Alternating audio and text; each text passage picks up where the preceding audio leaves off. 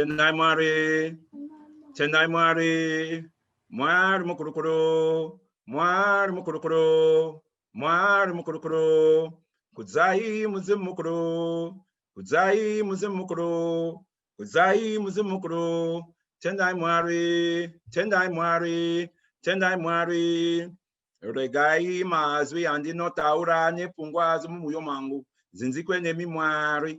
May the words of our mouths and the meditation of our hearts be acceptable in thy sight, O Jah of our creation. Tendai Mari, Tendai Mari, Tendai Mari, Tendai Mari, Tendai Mari, Mari Kumbore Rai Afrika, Ngai Simuzire Strayo, Nzwai Metero Yedu, Isumriayo, Itumriako, Uyamweya, Kumbore. Uyamweya, Muzbene, Isumriayo, Itumriako, Tendai Mari, Tendai Mari, Tendai Mari, Mari, Jah, God bless Africa. Lift up the name of Africa on high.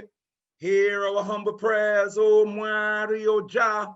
We, the family of Africa, we, this family of Africa. Come, Great Spirit, come and bless us. Come, Great Spirit, come and be with us. We, the family of Africa. We, this family of Africa. Tendai Mari, Tendai Mari, Tendai Mari, Tendai Mari. Royal elders, queens and kings, princesses and princes of great Mama Africa. I bring greetings in the most precious, powerful, and bountiful name of our motherland, Alkebu-Lan, Mama Africa, in the sacred spirits of our most gracious ancestors, and in a prayer for oneness, hope, and prosperity for all African people upon the face of Mother Earth. Rumbidzo Kunamwariye Africa, to the God of Africa be the glory. Giving thanks and praises unto Mwari Nyakusika, God the creator of the universe, through Mzimu Mukuru, the great ancestors, for life, for the meaning and purpose of life, for health and strength and daily food, for the rising of Amen Ra, the sun, upon this day of Imani, this day of faith.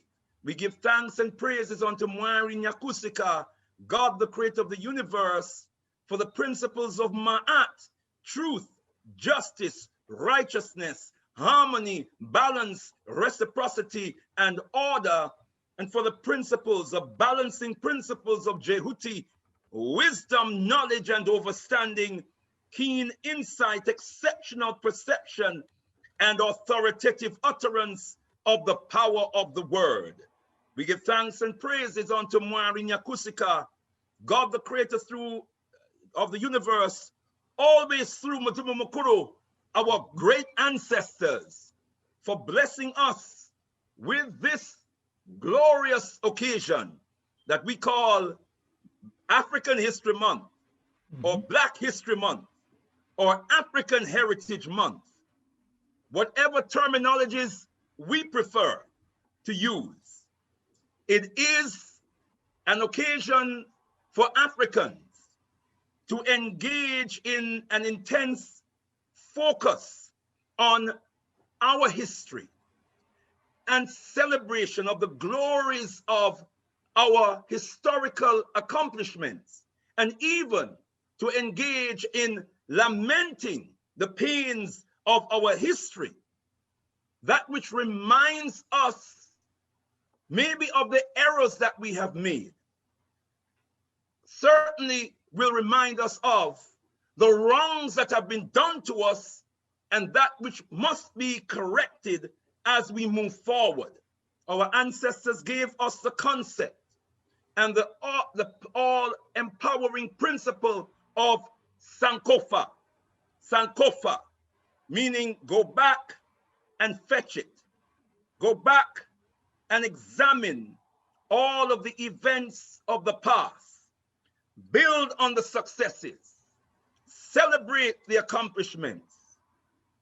Even bask in the glory of our accomplishments, but also recognize the errors, recognize the wrongs that we have done and the wrongs that were done to us, and put them right before we move forward, giving thanks and praises for all those who have engaged in making Black History Month enriching and enlightening by organizing events where we can all feast on information, valuable and vital information about our history. And in that context, we hail the organizers of the Alkebu-Lan Academy of Excellence, starting with its very erudite and deeply committed coordinator, our beloved Sister Amitai Lumumba, who is sitting among us and is visible in our presence. Can you just raise your hands, my beloved and beautiful sister, so we can hail you for the fantastic work that you've been doing with the Alkebu-Lan Academy of Excellence and those wonderful programs that you have put on, children's programs on Imani afternoons, Saturday afternoons, so the children can engage at their level in the celebration of our glorious history. Tendai Mwari. Hello.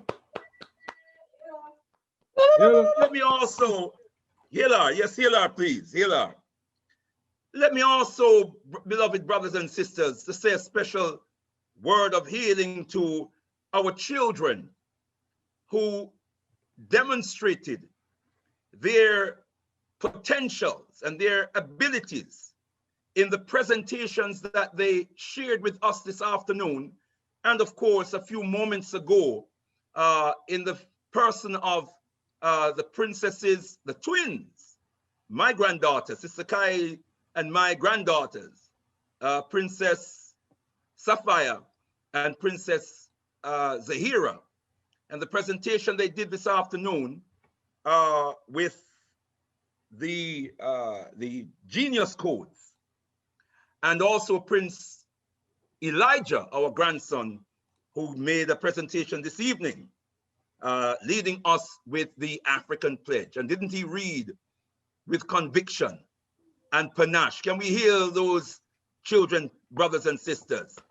For they are the liberators of the future. Can we hear them, please?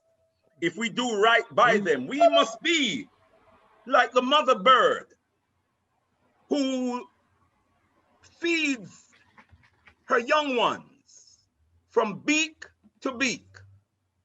She takes the worm in her beak and she passes the food from her beak to the beak of her children.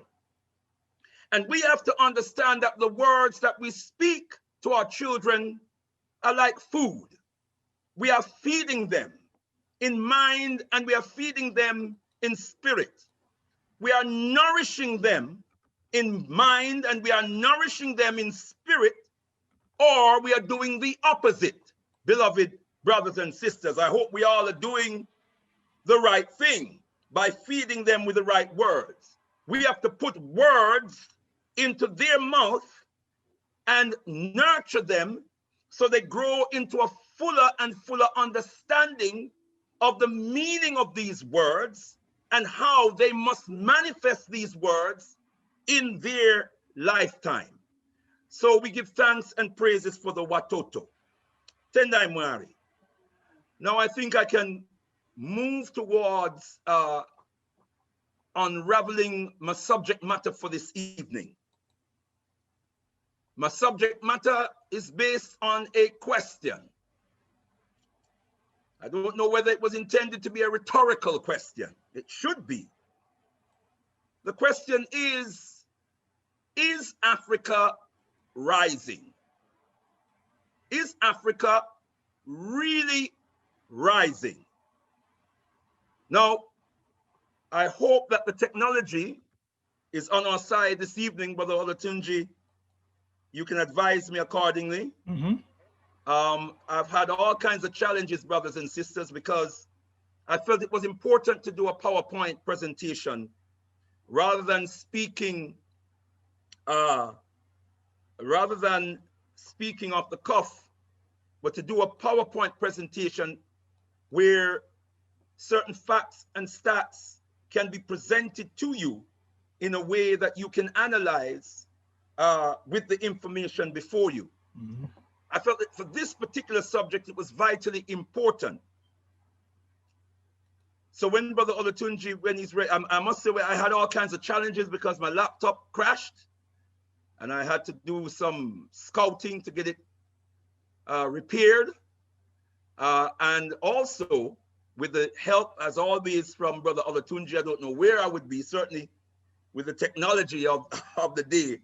Had it not been for Brother Olatunji, came by me quite late last night on his bike and got me moving again. So I'm hoping that the technology is on our side. Brother Olatunji will be controlling it because I don't want to mess things up, brothers and sisters. So here's our subject matter. Is Africa really on the rise? Can we have the next slide, my beloved brother? Okay. There you go. Tendai Mwari.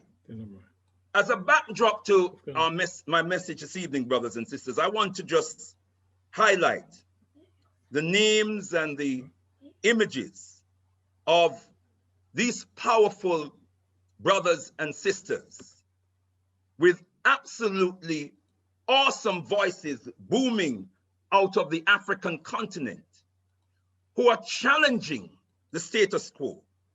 And I'm highlighting them precisely because they are Africans based on the African continent.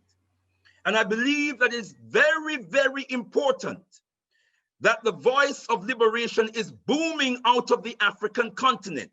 Wherever else those voices can be heard in the African diaspora, the principal point of our revolution must be our motherland. Would you agree with me, brothers and sisters? And so it's really reassuring to know that there are brothers and sisters on the mother continent who are providing leadership. I'm not suggesting that they are perfect. I'm not even suggesting that we agree with every analysis that they make. But what we do know is that they are challenging the status quo, which needs to be challenged. And they're coming with some very radical idea. Our sister Arikana Chiomborikwa, our brother PLO Lumumba, our sister Moombi Sekare, our brother Julius Malema, our brother Kemi Seba, our sister Affiong El Affiong, our brother Explonana Kofi, and our brother Yeshua, he pronounces it Yeshua, Maponga Marara. Brothers and sisters, can we just hear them, please? Hear them? And of course, at least two of them are two that are well known to us, Sister Affiong and Brother Explonana Kofi, who have lived and functioned and operated here in the UK. I want to also mention a sister by the name of Sister Malence Bart Williams, whose picture unfortunately don't have before us presently, but she is also a very, very powerful and very erudite thinker and an analyst on issues to do with our African continent and the challenges that we face, and doing good work on the ground as well. So let's move forward. Tendai Mwari. Tendai Mwari. Tendai Mwari. Tendai Mwari. More backdrop, beloved brothers and sisters. I'm inspired by what I have seen so far of this beloved brother, Brother Yeshua Maponga Marara. And I want to start off, brothers and sisters. I want to open up our minds to the wisdom of Mzima Mukuru, our great ancestors, who teaches us that when the wet wood gets burnt, the dry wood is in trouble. Hear those words. When the wet wood gets burnt, the dry wood is in trouble. I'll come back to that in a moment. And then further teachings, beloved brothers and sisters, further words of wisdom. When you go hunting with dogs, you entertain them with the bones of the hunt so you can enjoy the meat. Let me unravel that quickly and move on. When the wet wood gets burnt, the dry wood is in trouble. Beloved brothers and sisters, wet wood don't get burnt because it's wet. That's right. The dry wood, therefore, has the potential to protect itself by getting wet. But if indeed the wet wood, the law of nature changes, and science is turned on its head and the wet wood gets burnt, then the dry wood does not have a chance. Now we know this is a metaphor. It's a metaphor for our realities as African people. We are the wet wood. And in particular, those of us who are on Liberation Road, who hold our hands up and say we are conscious African people. We are the wet wood. We are the ones who must remain clear in our minds.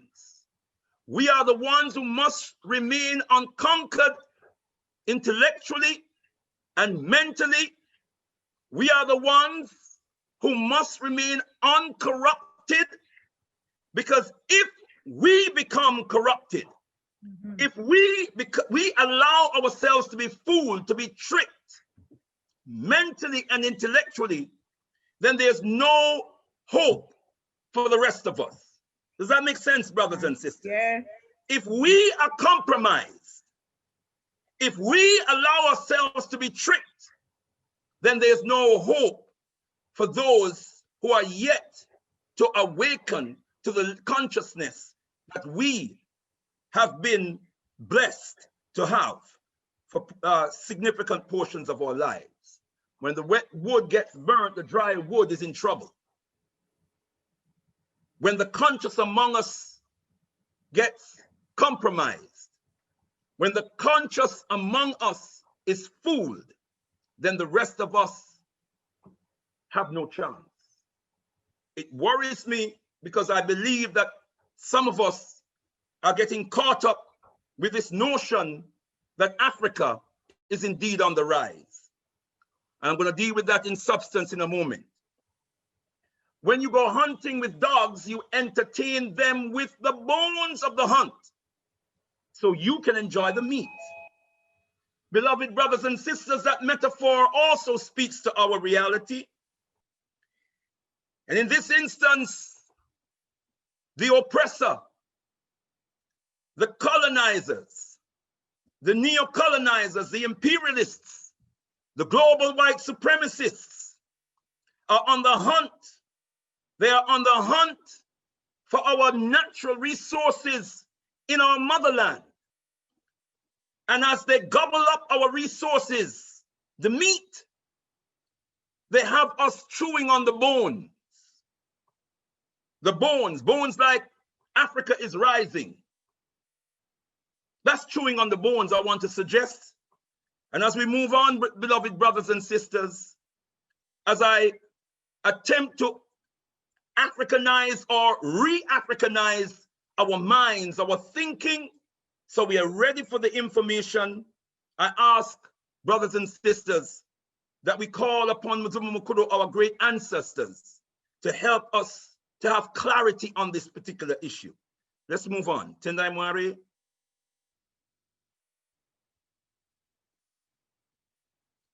So we ask the question again. Is Africa really on the rise? More backdrop, beloved brothers and sisters. Words you have heard from me many times, I'm going to repeat it. For us to understand whether Africa is on the rise or not, for us to properly analyze this issue, we must always remind ourselves of one fundamental principle of global geopolitics, which is whoever controls Africa rules the world. Whoever controls Africa rules the world. When Britain controlled Africa, Britain ruled the world.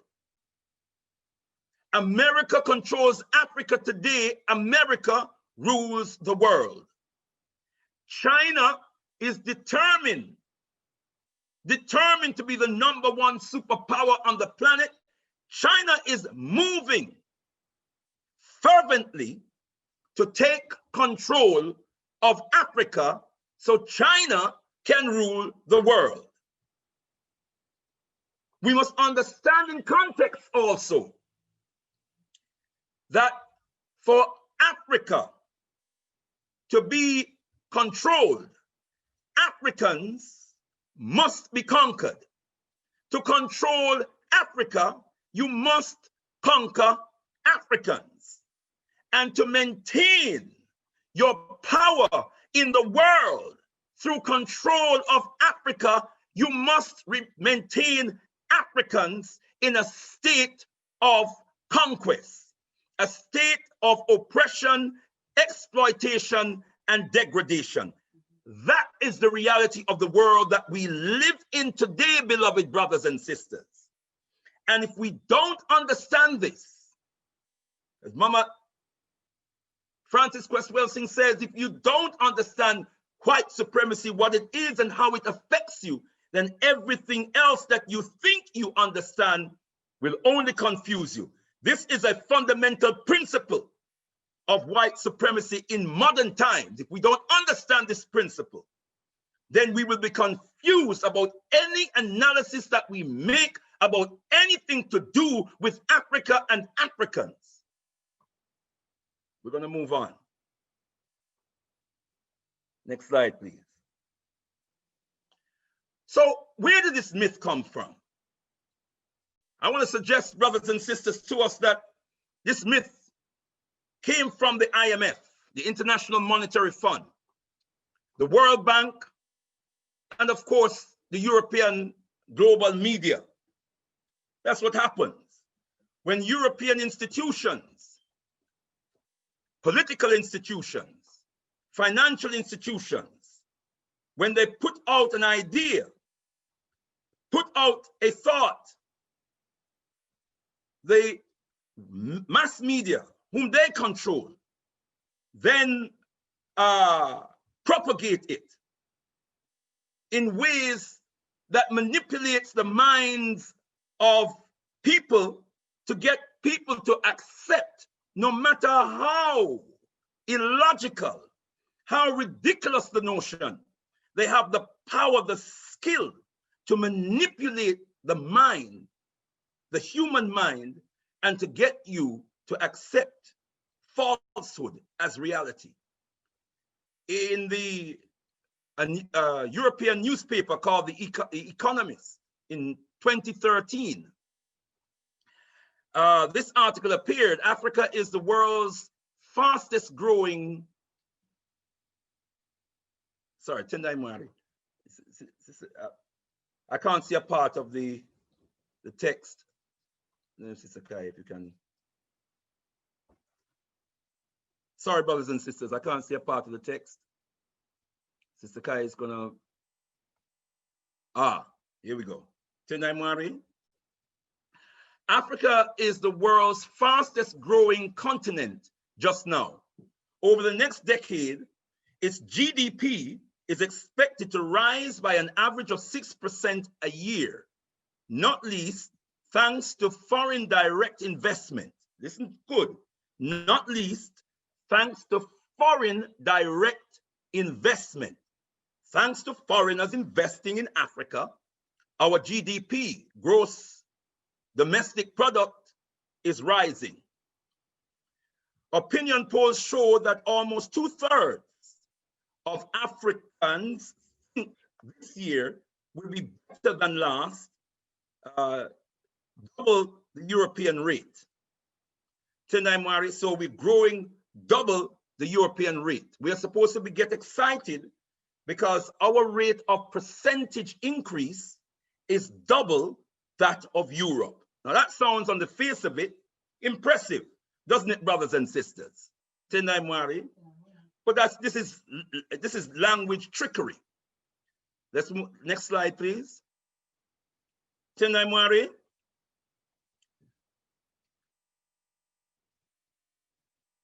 We want to suggest, brothers and sisters, or affirm that this myth originated in the post-2008 financial crisis, the period of the post-2008 financial crisis, and the purpose of it was, one, to mobilize a scramble, or an intensified, because the scramble of Africa has never ended, but to intensify the scramble for Africa's resources, Africa's labor, in the wake of the crisis and the effects of the crisis on major, so-called major economies around the world, particularly Europe, America, India, and other parts of the world, beloved brothers and sisters. It was also designed to mobilize economic forces from the so-called West to challenge China's rise on the African continent. Next slide, please. Now, how do we know that this is a myth? We know that this is a myth because we are living in or under a condition or in a time that was deemed by the Osagefo, Kwame Nkrumah, to be neocolonialism. He named it neocolonialism for a reason, and neocolonialism means a new form of colonialism. That's what we have to understand.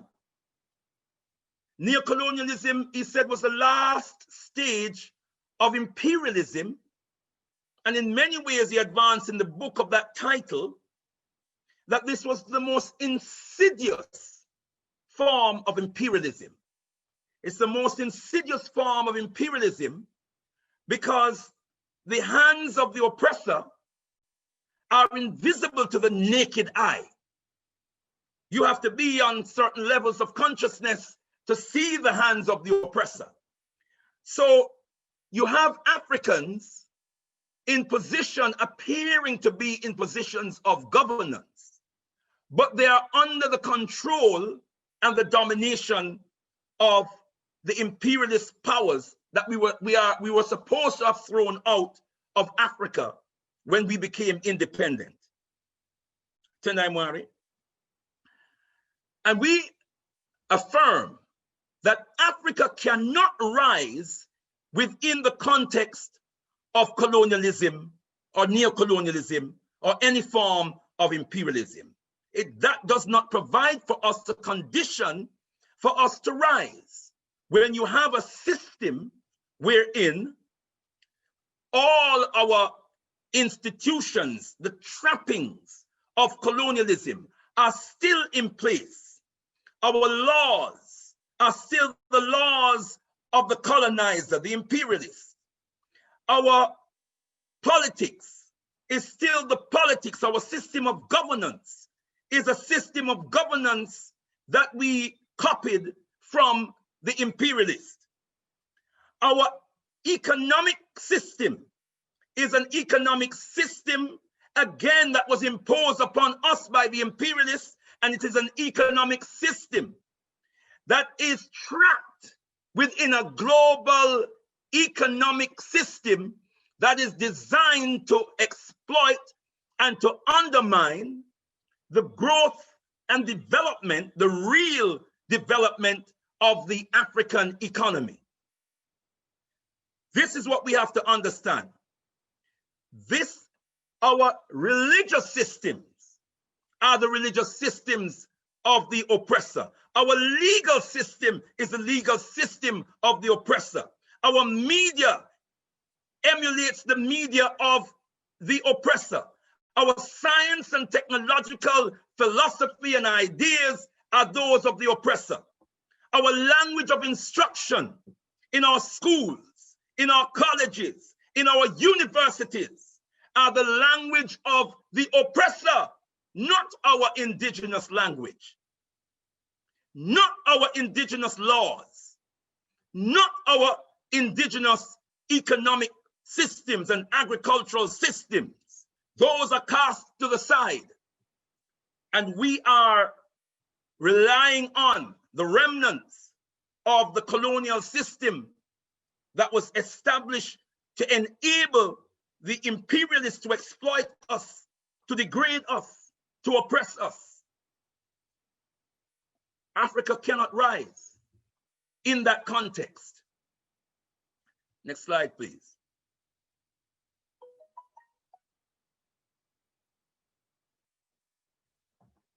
Now, the prevailing narrative, as you know, brothers and sisters, of this myth, this, we might call it the bone that the hunter feeds the dog, is 7 of the 10 fastest growing economies in the world are in Africa. This is based on a percentage rise in GDP. We call that the bone. Percentage rises of between 6 and 8%. But they never ask us, brothers and sisters. They never tell us what the GDP is.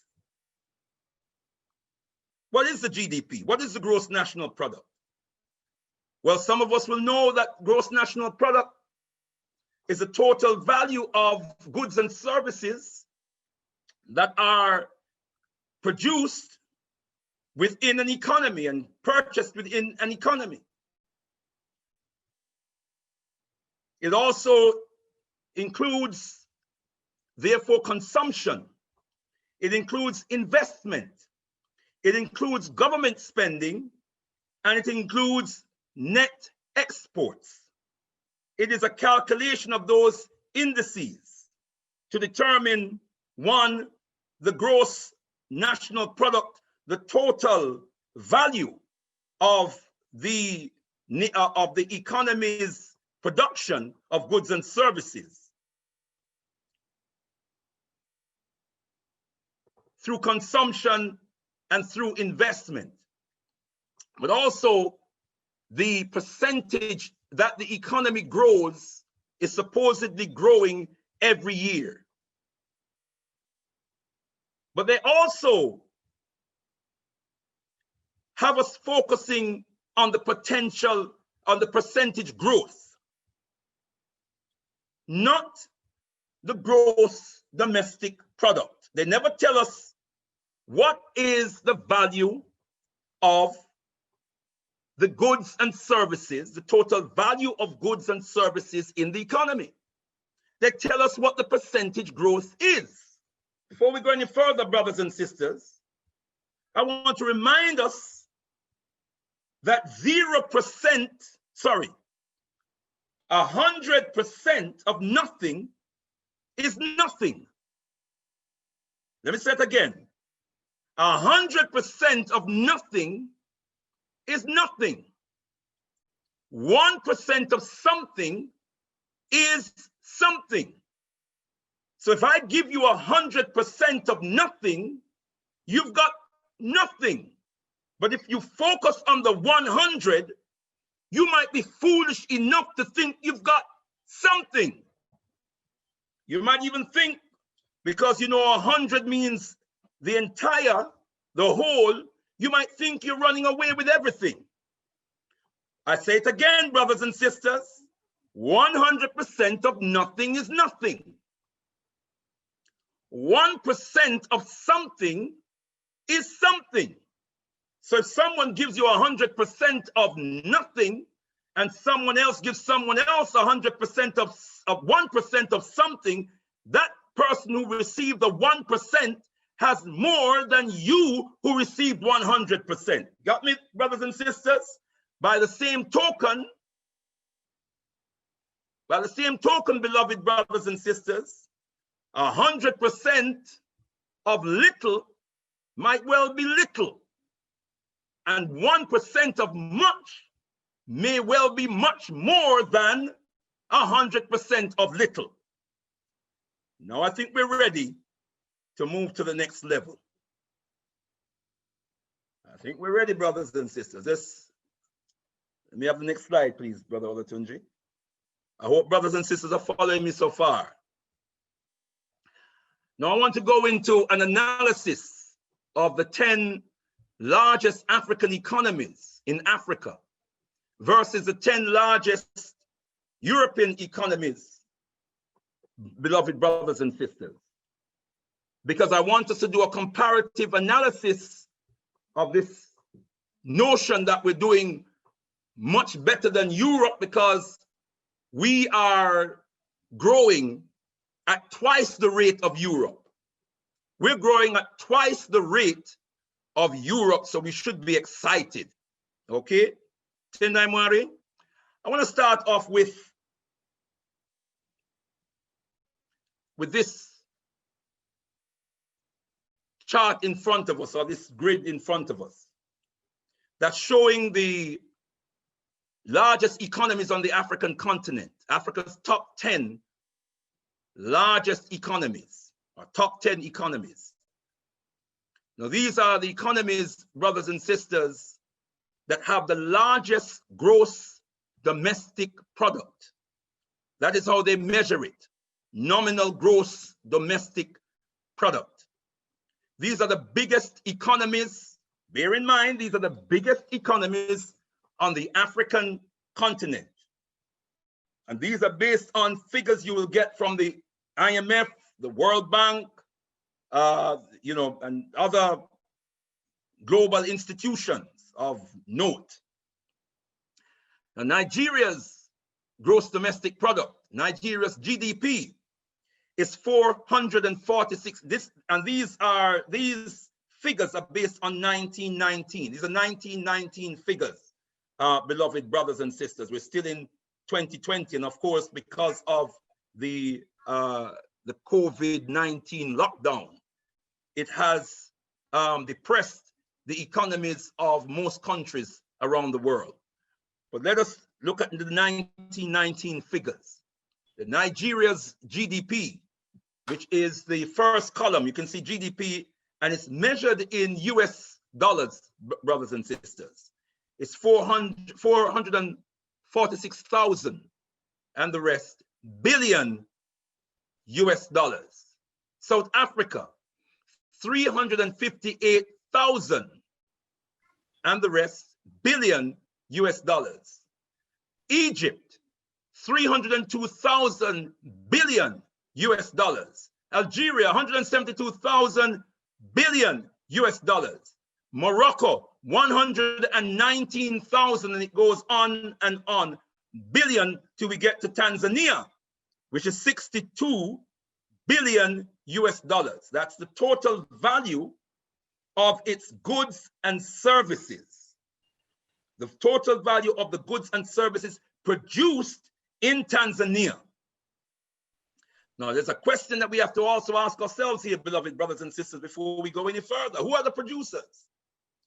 Who are the owners and controllers of the industries that are producing the goods and services in Tanzania, and therefore are benefiting from the profits from these institutions? That's a question that we have to ask. That is an element that we have to factor into our analysis as well. It's not as simple as just some surface facts and figures. Then we have in the next column, GDP per capita. GDP per capita. Many of you would know that per capita means per head, per person. The GDP per capita is the GDP, the gross domestic product, divided by the population. Divided by the population. Okay? So,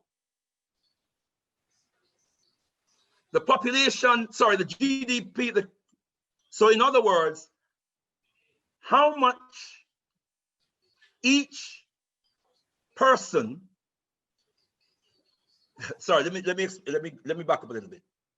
In other words, if each person was to be paid evenly from the proceeds of the gross domestic product, each person would earn what is the per capita GDP.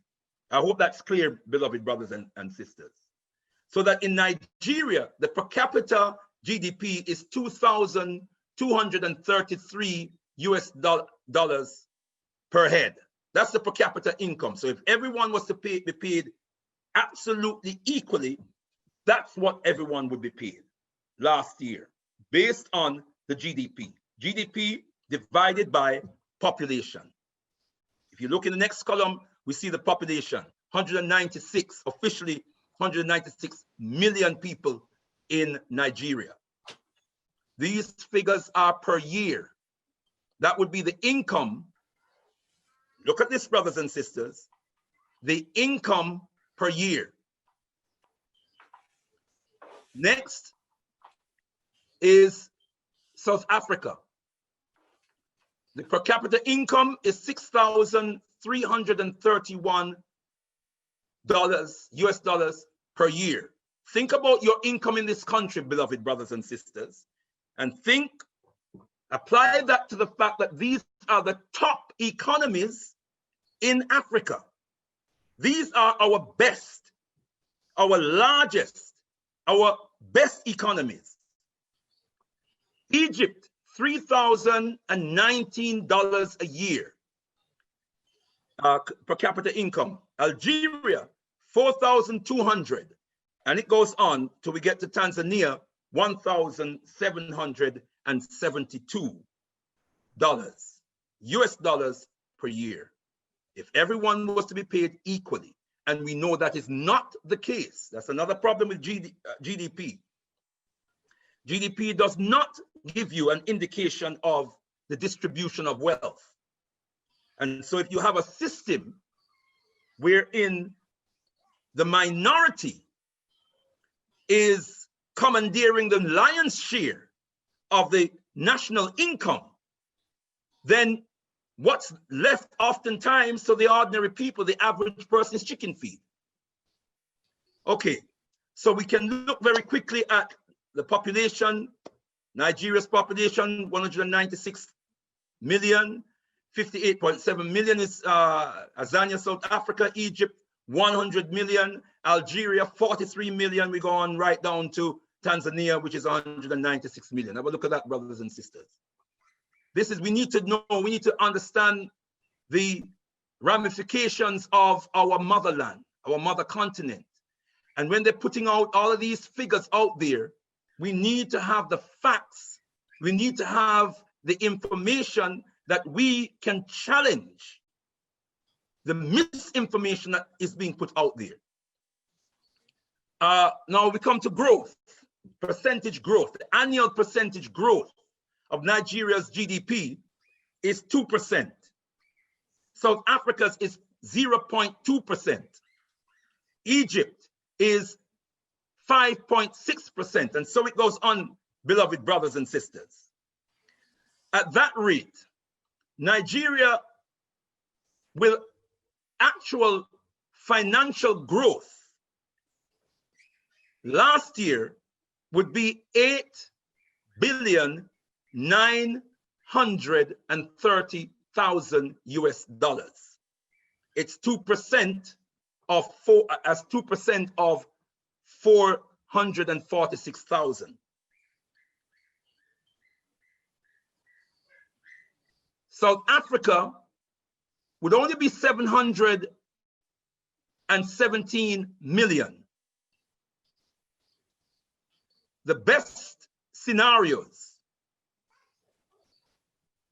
besides Nigeria, would be Algeria at 665 million. Kenya at upwards of 5.5 or 5.6 billion.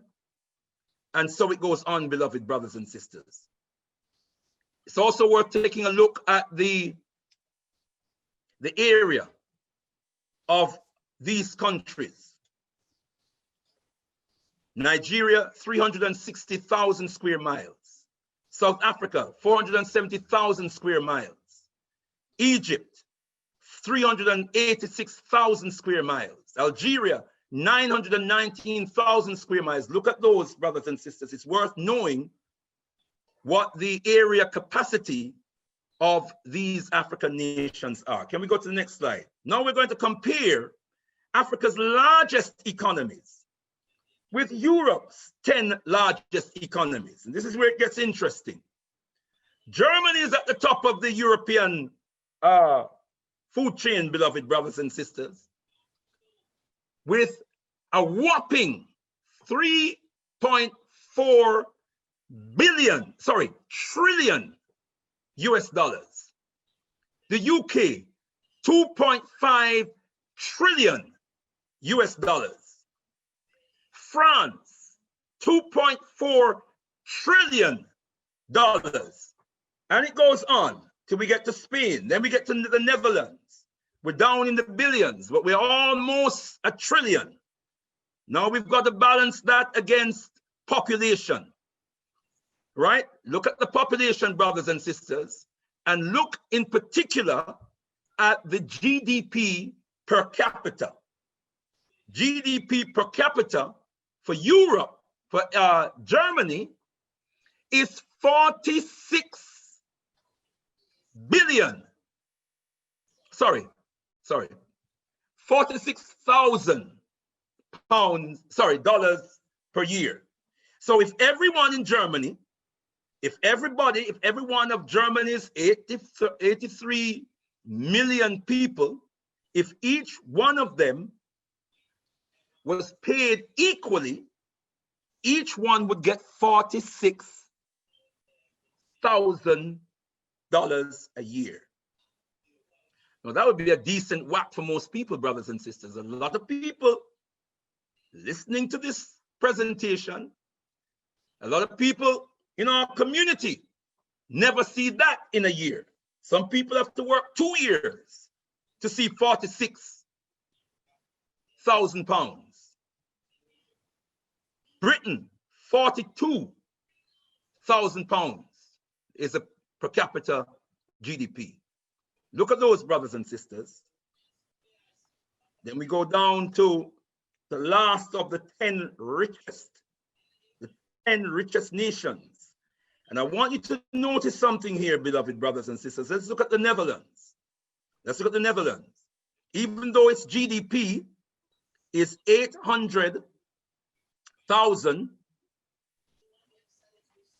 its per capita income is the highest. It's higher than Germany. Even though Germany's GDP is bigger, its per capita income is smaller because the Netherlands has a smaller population, only 17 million, whereas Germany has 83 million. So we have to take also into account population size. And in terms of future projection, we have to take into account population growth. But we are not usually furnished with this kind of information, beloved brothers and sisters. They show us the next column, the growth. 0.6% is Germany's growth last year. Now we could look at that and compare it with the growth on the African continent, and we would probably laugh and say, oh, we have some nations growing up. We're going to come to the fastest growing nations in Africa in a moment, brothers and sisters. Some of them growing at 8.1%. Yeah. But look, the actual growth is 20 billion US dollars. And the per capita income is $46,000 per capita, per head. Very, very important, beloved brothers and sisters. Very, very important. I'm going to give you a second just to look at that, and also look at the area in square miles, 137,000. If you remember some of the areas of our African nations, we had some at 400,000, 300,000 square miles. So that we're occupying many of those countries, massive, massive landmass. They tell us that Africa is overpopulated. But if you look, brothers and sisters, at Germany, which has a population of 83 million, an area of 137,000 square miles, the UK has a population of 67 million with an area of 94,000 square miles. Let's just back up for a moment. Brother Olatunji, just get me back to the previous slide, please.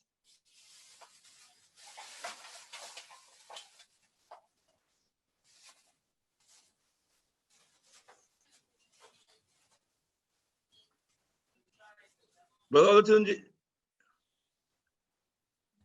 Yeah, I'm going to need to go back a bit. Sorry, I'm going to come out of it again. Hold on.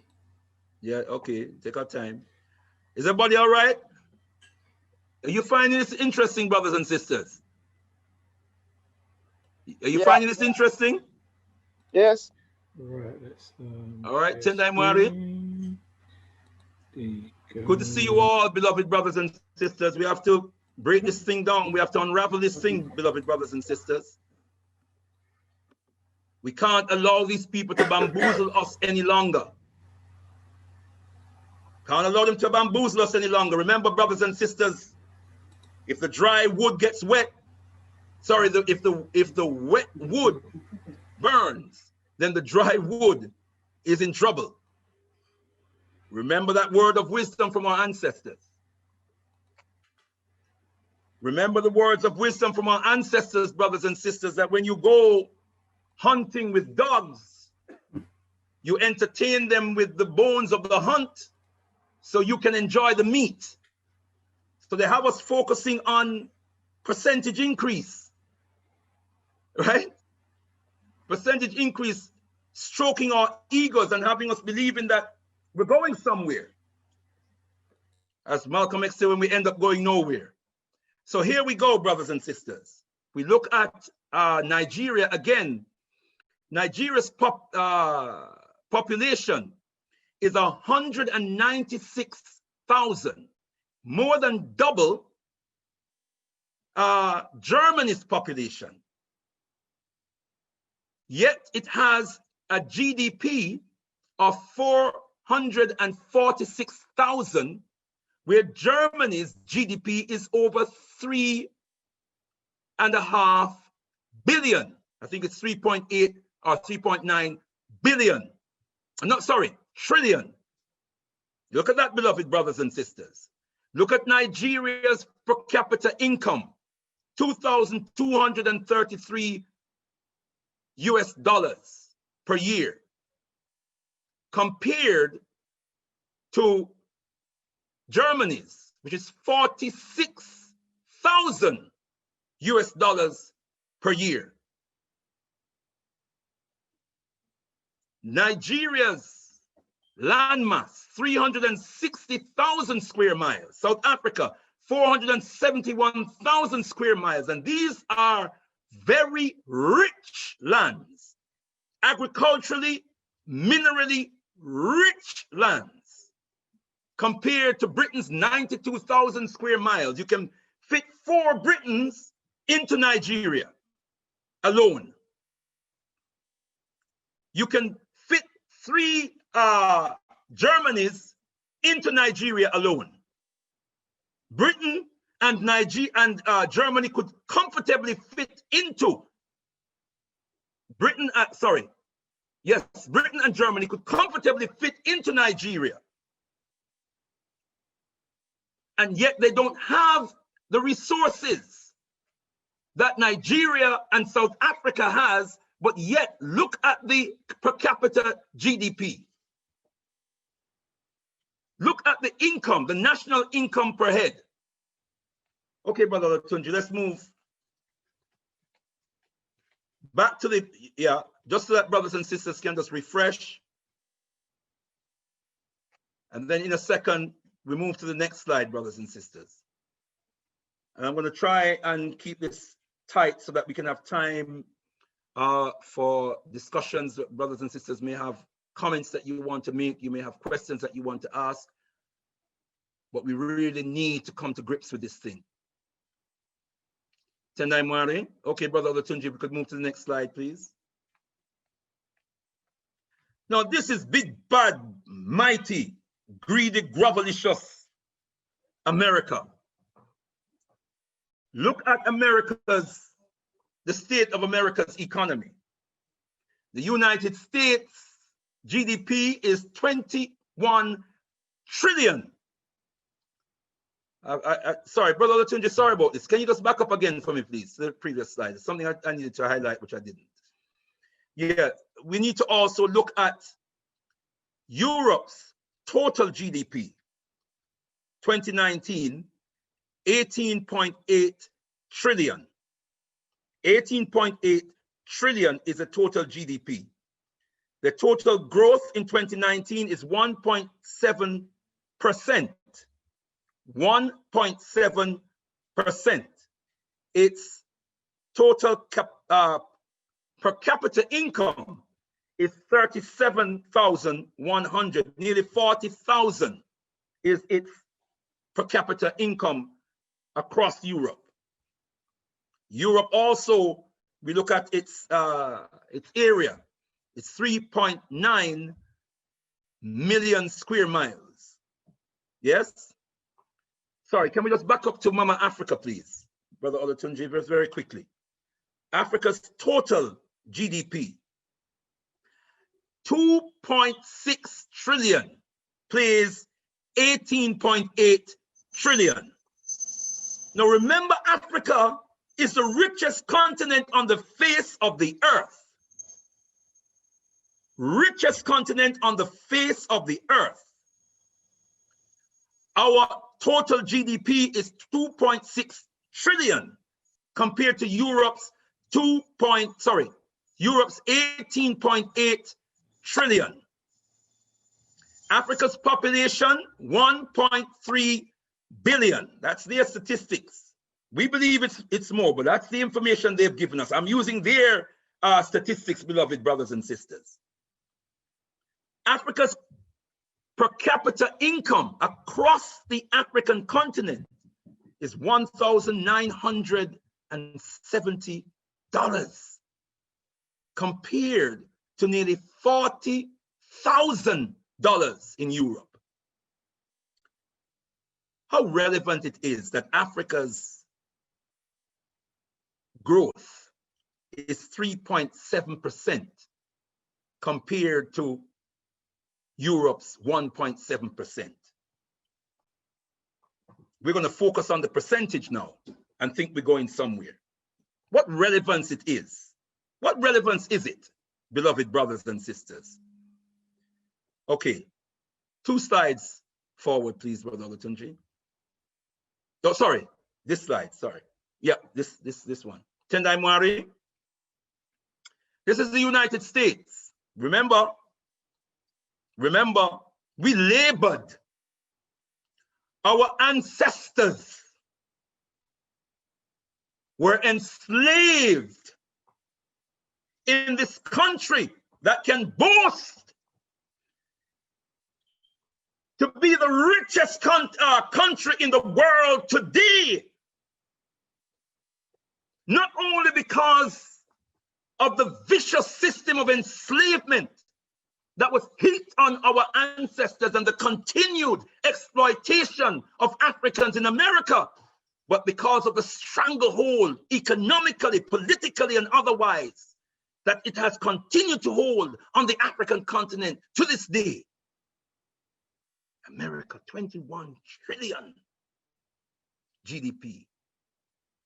GDP per capita, 65,000. So if each American was paid equally, each of them would get $65,000 a year. It's Population, 330 million population. 2.3% growth. And we can laugh at that, can't we, brothers and sisters? But that 2.3% growth yields them an actual growth, an actual income, added income, or income increase. That's the income increase, brothers and sisters, of 492 billion last year. They went up 400. That's more than Nigeria's GDP. That is more than Nigeria's GDP, beloved. Are we understanding this? And of course, the area of America is 3.8 million square miles. Africa is 13 million square miles. And I'm sure that's a conservative estimate. They always overplay their stuff and underplay ours, brothers and sisters. So we have to adjust for that. Let's move on. Next slide, please.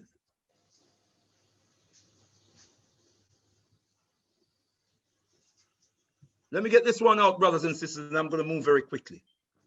Tendai Mari. Now, this is the one that we're supposed to be jumping up about. Africa's top 10 fastest growing economies. All right. Sudan, Rwanda, Cote d'Ivoire, or Ivory Coast, Ethiopia, Senegal, Benin, Uganda, Burkina Faso, Kenya, Tanzania. What's the GDP of South Sudan? South Sudan, a nation that was constructed by America and Britain. They manipulated conflict between the North and the South until they were able to get elements from the South to side with them and divide the nation into two separate nations. That nation is controlled and run by America. What's its income? 3.68 billion. Yeah. Capacity, per capita income, per capita GDP, same as per capita income, $275 a year. If each South Sudanese was to be paid equally, each of them would get less than $1 a day. This is not $275 a month, brothers and sisters, certainly not a week. It's per year. Per capita income is worked out over a year. That means there's a lot of suffering and starvation going on in South Sudan. But look at its growth. Look at its GDP growth, brothers and sisters, 8.2%. Wow, ain't that great? 10 million people have to vie for $275,000 a year. But don't watch that. Don't watch that. Look at GDP percentage growth. One of the best in the world, 8.2%, better than even China. 100% of nothing, brothers and sisters, is nothing. 1% of something, brothers and sisters, is something. Tendai Mwari. Rwanda. Oh, Rwanda is supposed to be the prize. Rwanda is supposed to be the creme de la creme of Africa. This is supposed to be the beacon light shining throughout the African continent. This is the example now of what all of Africa should be doing. And some among us are raising up Rwanda as a great example of a thriving African nation. Rwanda. Well, let's look at Rwanda's GDP. 10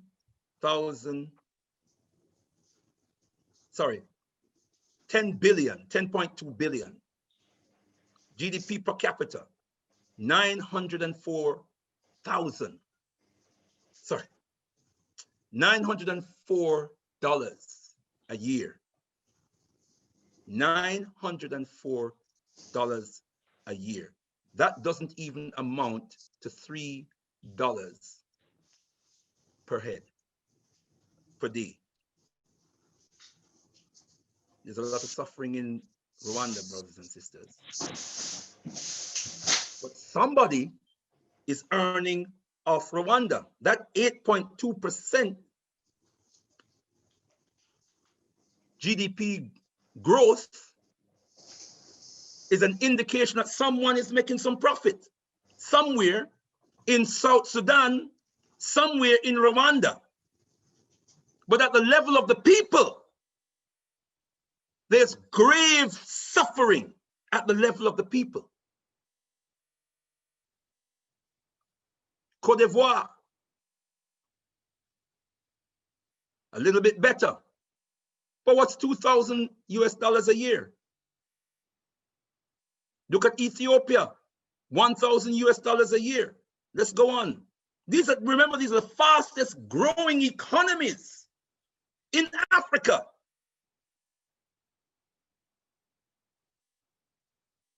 Have a look, brothers and sisters. Do the research yourself. Check it out yourself.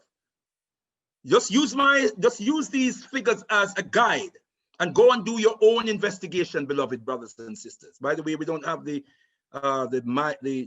area of Sudan there. It's 239,000 square miles.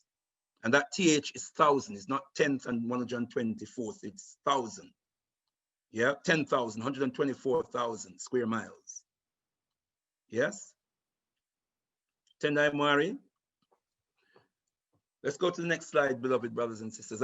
Just before you go, Brother Olatunji, I just wanted to say in relation to Rwanda, you're the same, beware of a naked man. No, back up for me, Brother Morley. Brother Olatunji. You're the saying, beware of a naked man offering you a shirt. I'm going to tell you this, brothers and sisters.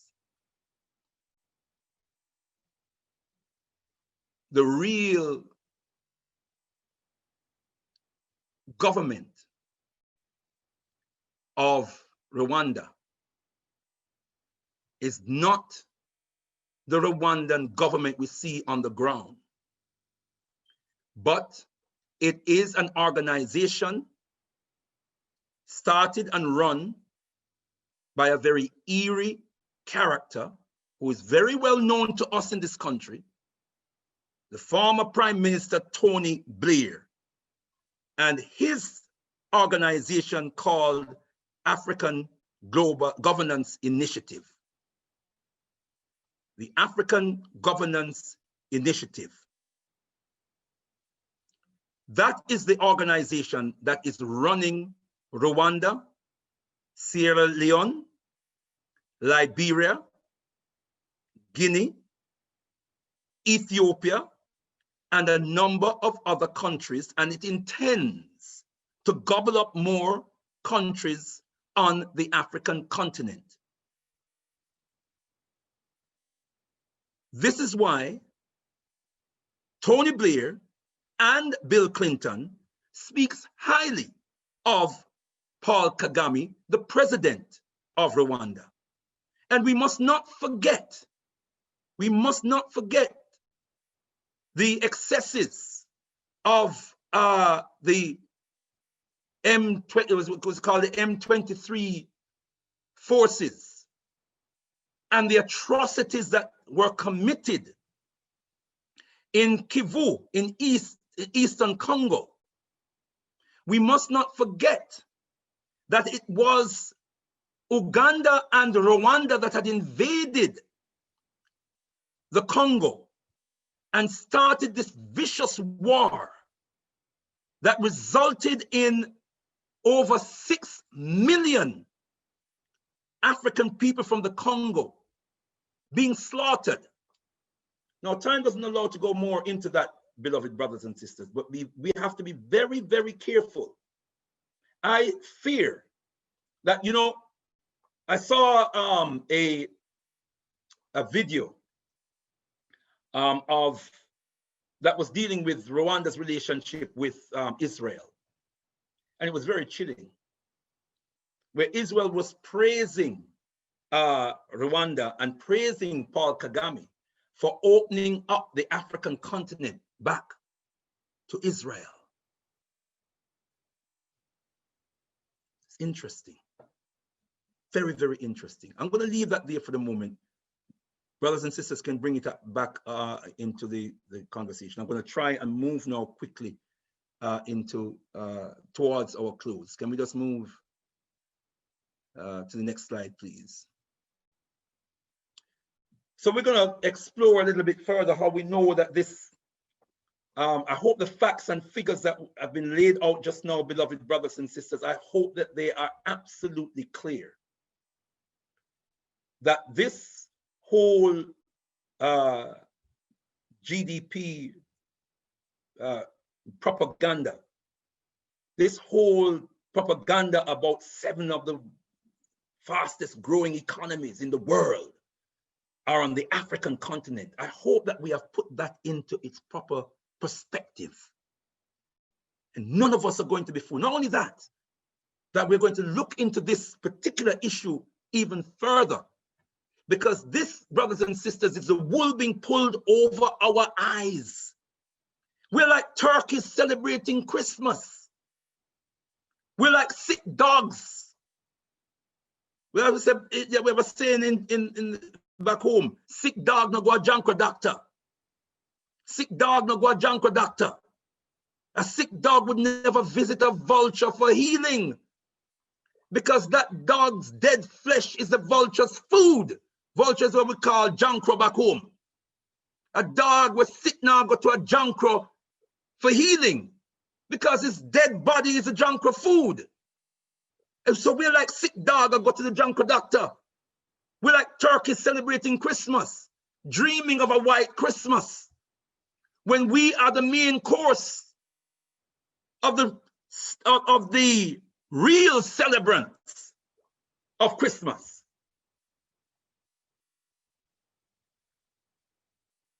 The nation states of Africa are neo-colonial constructs. We've dealt with that already. No nation can rise in the context of neo-colonialism. The whole purpose of colonialism, and colonialism is slavery by another name. So it's like saying we're still in slavery, but we're talking about Africans rising in slavery because with the plantation is making profit.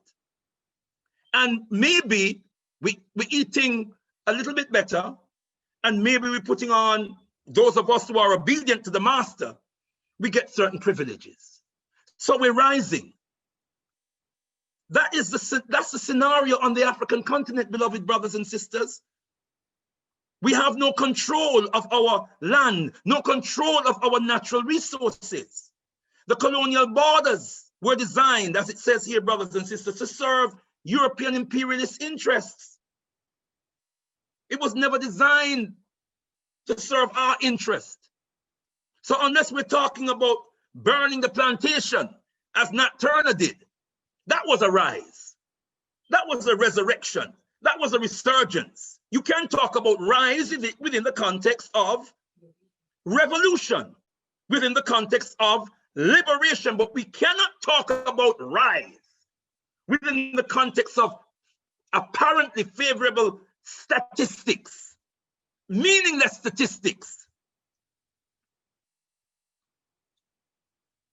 Whilst the economic system that was designed to ensure that we don't rise, ensure that we don't have ownership of our land and our natural resources and our industries, ensure that we can't diversify our economy according to our own needs and interests. As it says here, brothers and sisters, Africa's major institutions are Eurocentric. We've dealt with that already. Progressive African leaders, and this is very, very important.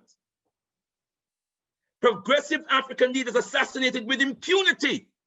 No accountability for the destabilization of African nations. How can we talk about rise? How can we talk? Nobody's going to respect us. You killed our leaders. You toppled our governments. The governments and leaders that we put in place. The government and leaders that had put systems in place that were evidently really resurrecting us as a people. Economic systems, educational systems, healthcare systems that were benefiting our people. Our people were taking ownership. Land was being put in the hands of our people. Industries were being put in the hands of our. You toppled those governments. You toppled the governments of Osache for Kwame Nkrumah, of Papa Patrice Lumumba, of Modibo Keita, even of Sekou Touré. We learned, I read that it was found that he had a CIA agent in his kitchen. And the evidence was that he was poisoned. He was only 64 or so when he was killed, when he died, presumably of a heart attack. And you kill our progressive, scrupulous leaders and put puppets in their place. Puppets who dance to your tune. And then you turn around now and tell us that Africa is rising. Let's have the next slide, Brother Olatunji. I'm going to move quickly. The nation states of Africa are neo-colonial. We're done with that. The colonial borders are designed to serve European imperialist interests. I know I've dealt with this already. Oh, Afrikan. Yes, the progressive. Afrikan is in 35 countries on the African continent. That's why I've done the PowerPoint presentation, because there's certain key points I don't want to leave out, brothers and sisters. How can we be rising? There are 54 nations on the African continent. And 35 of those nations have the Afrikan, which is the US Africa Command Forces, with their hardware on our soil. When Osache for Kwame Nkrumah, and before him, the most eminent prophet and king, His Excellency Marcus Messiah Garvey, said we should never allow the army of enemies to come on our shores. 35 African countries. And those 35 African countries, their armies are being trained by the USA. Trained to do what? To protect them from the USA? No. To do the USA's bidding, to protect US interests on the African continent. So if we rise, if we really rise on the African continent, our own soldiers are it's happened. That's why Thomas Sankara, another great African leader who they slaughtered, used to say that a soldier who is not revolutionary trained is a potential murderer. A soldier that's not revolutionary trained is a potential murderer. We don't want soldiers in Africa that are not revolutionarily trained.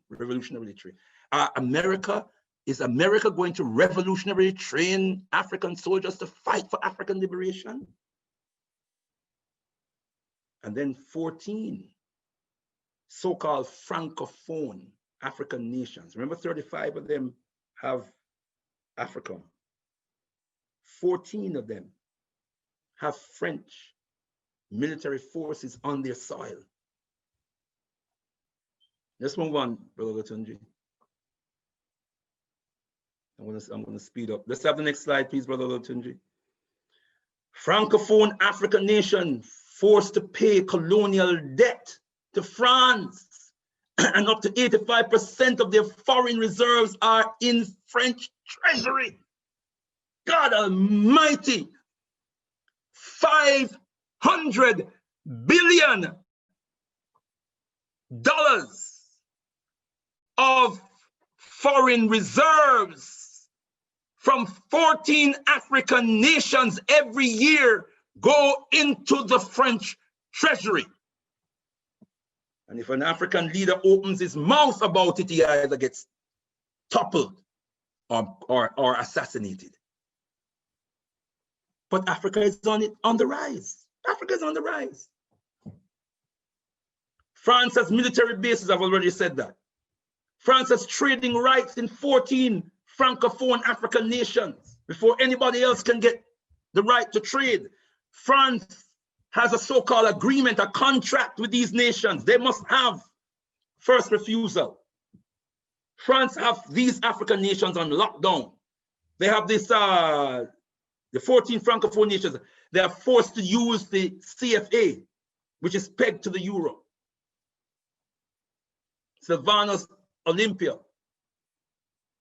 president of Togo in 1963, was assassinated because he began to print Togo's own currency, rejecting the CFA, printing his own currency. He was assassinated. 3 days, I think it was 3 days before the currency, the project was supposed to be completed. Next slide, please, Brother Latunji.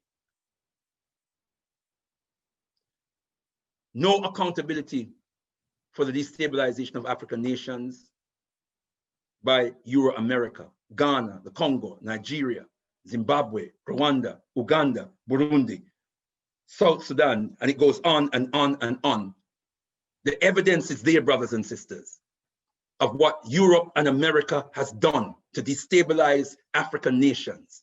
And we don't have the wherewithal, it seems, to hold these people to account. The African Union are not discussing these issues. Nobody's going to respect us. I want to know who killed Patrice Lumumba. I shed tears the first time I studied Patrice Lumumba. How much the man loved these people, how much he loved us. I was moved to tears. I was doing a presentation for the Pan-African Congress movement, African Heroes Day. And I was asked to do to do some research on Patrice Lumumba. And I was moved to tears when I realized how they brutalized him, along with Joseph Okito and Maurice Mpolo, who never left his side. They died beside him.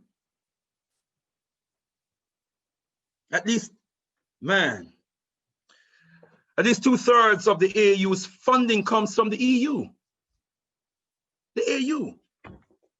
The EU, I should add to that, the EU has what they call observer status in the AU. The AU got China, commissioned China to build their headquarters. China built their headquarters, and according to reports, trying to put surveillance device inside the building, where they can monitor the African leaders' meetings from China. That's crazy. And we go on. The majority of our most fertile, mineral-rich land is owned by foreign nationals. More than 90% of Africa's natural resources benefits foreigners. But Africa is rising. Africa is rising. Next slide, Brother Olatunji. It's a strange rise. They have the military boots on our heads. They own our land. They own our industries. They shoot us down if we don't do what they say. They kill our leaders. But we're rising. I can't understand that rise. People will not respect us, brothers and sisters. We continue with this nonsense narrative based on false information that they've given us. We must define Africa's rise, right? And this is all based on their own system of privatization and their own neoliberal economic system that is based on deregulating the market. You're opening the market and deregulating the market and giving tax relief, tax-free havens. In Rwanda, for example, multinational corporations don't have to pay taxes for the first 5 years. Some of these multinational corporations, their annual profit is more than the GDP of the country. But they don't pay taxes for the first 5 years in Rwanda. Why? Because the Tony Blair's cohorts. And he set up a thing for them in Rwanda. That's what's going on. GDP is based on private foreign companies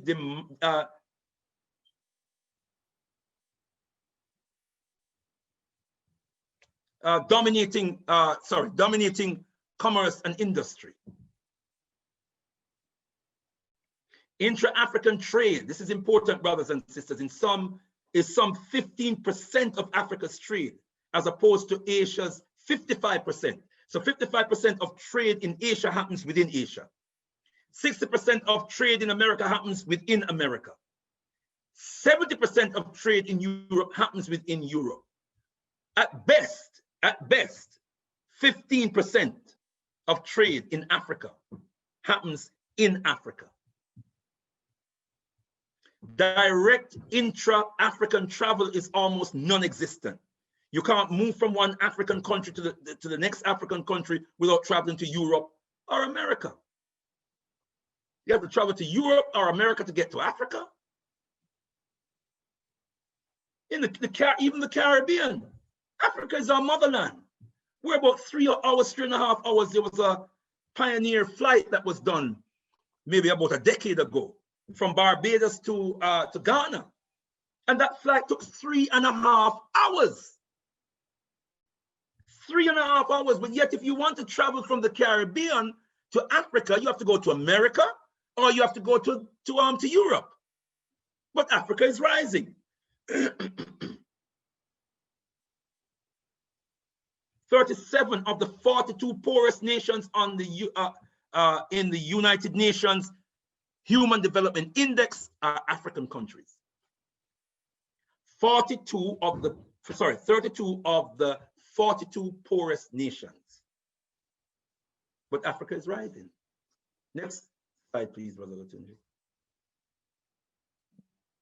Look at this, brothers and sisters. African leader, Laurent Gbagbo. If you do, you remember, brothers and sisters, when France decided to back, what's his name, Ouattara, Lassana Ouattara. And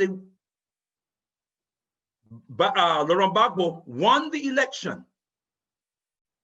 They went to the Constitutional Council. The Constitutional Council ruled, that is the highest court in the land, ruled that Gbagbo had won the election.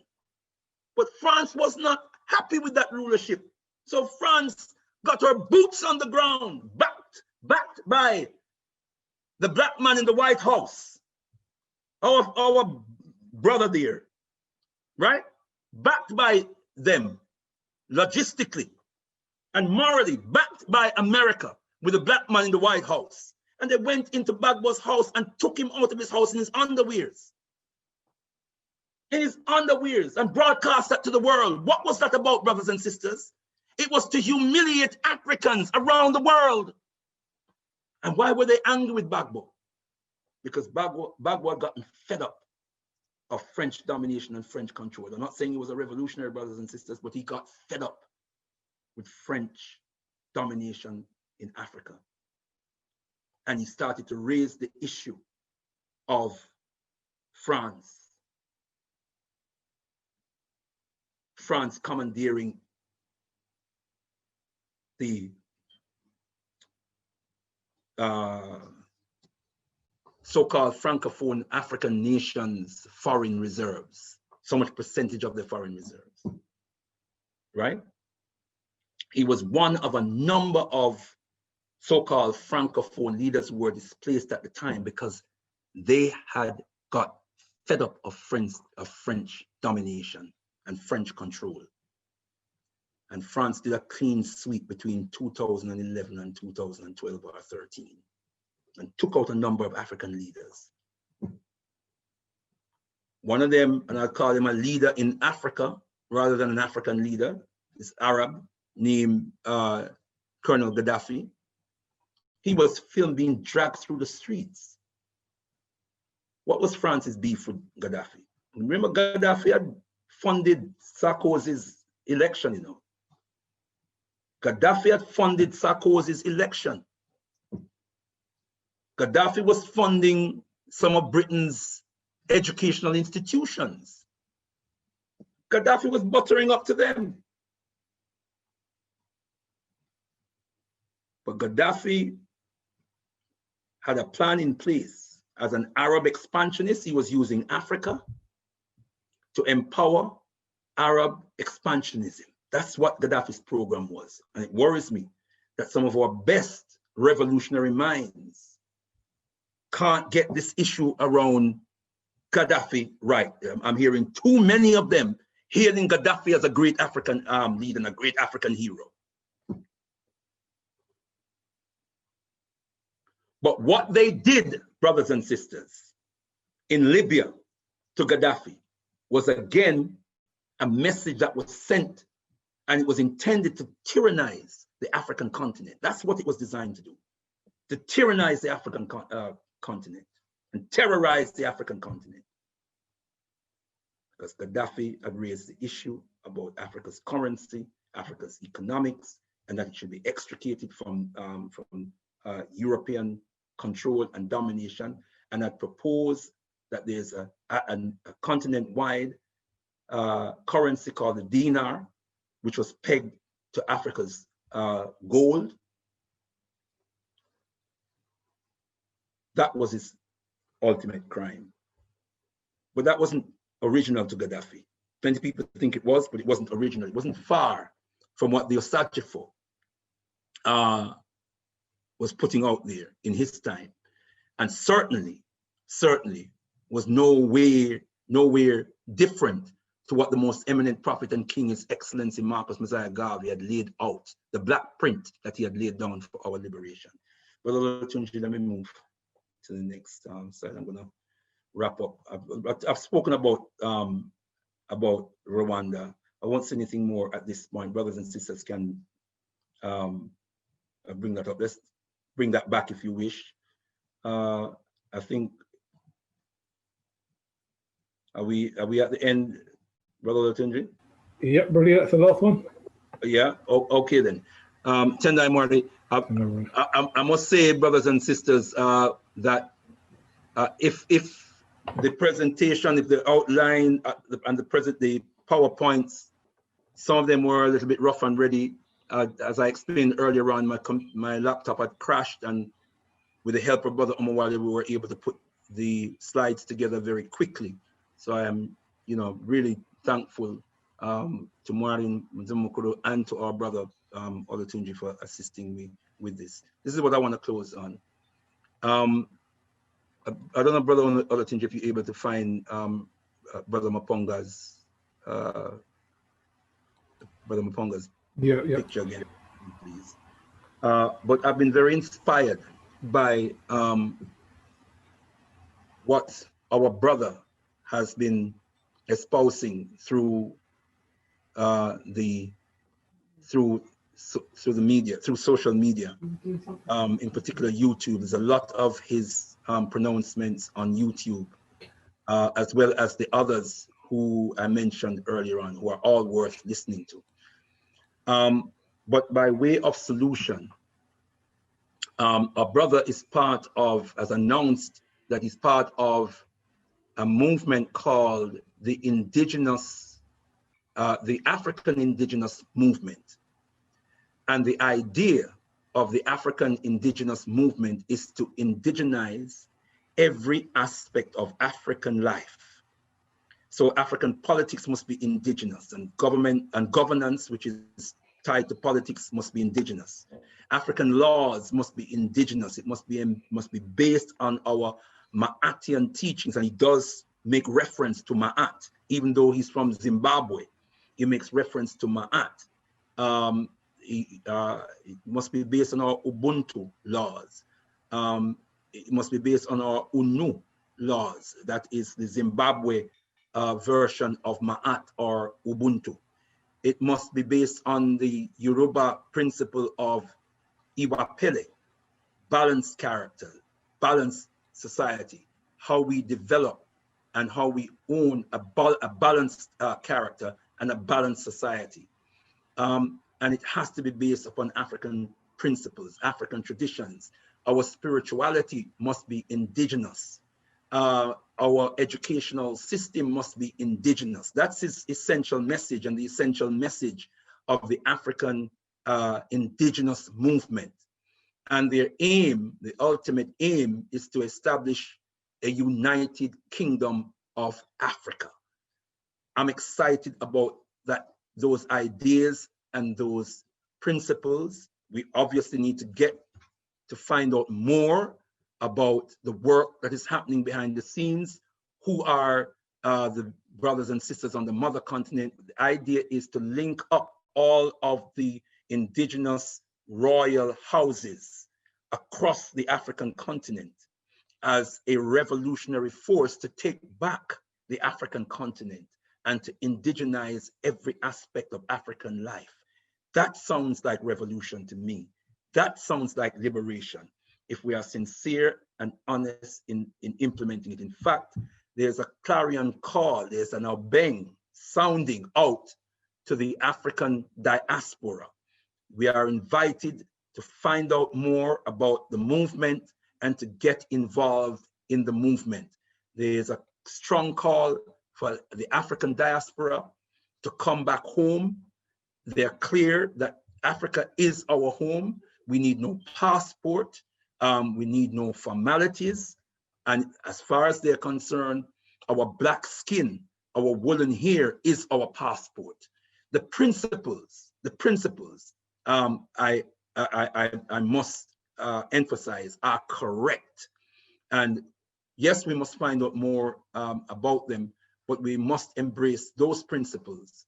And we, wherever we are as Africans in the world, those are the principles that we must strive to operate. Those are the principles that we must try to implement in our individual and in our collective lives. Beloved brothers and sisters, remember, whoever controls Africa rules the world. To control Africa, you must conquer Africans. The power brokers of the world are clear about this. Come what may, Africans must be kept in a state of perpetual oppression, because if Africans control Africa, Africans will rule the world. Papa Garvey says to us in this great illuminating book, the Message to the People. I'll read this and then close, brothers and sisters. Never allow other races to preside over your affairs. If they come as visitors, they must conduct themselves as visitors. They must never have executive control over your affairs, because they will always say and do things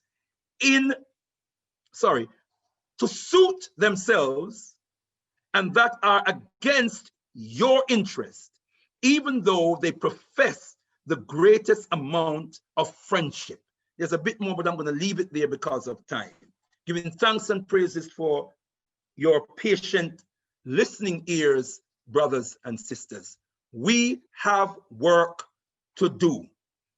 We are only, brothers and sisters, going to deliver ourselves from the morass of oppression and exploitation and degradation that we find ourselves in when we develop the ability to unite and to organize. To unite and to organize around a nation building principle. If it's not about nation building, we are wasting our time. All we do must happen within the context of building a nation. Economics for nation building, politics for nation building, education for nation building, healthcare for nation building, science and technology for nation building. Everything, even sports and leisure, must be towards nation building. In the words of the most eminent prophet and king, His Excellency Marcus Mosiah Garvey, unite Organize now or perish. Rise, you mighty African people, for you can accomplish whatever you will. Rumbidzo kuna Marie Africa, to the God of Africa be the glory. Tendai Mwari.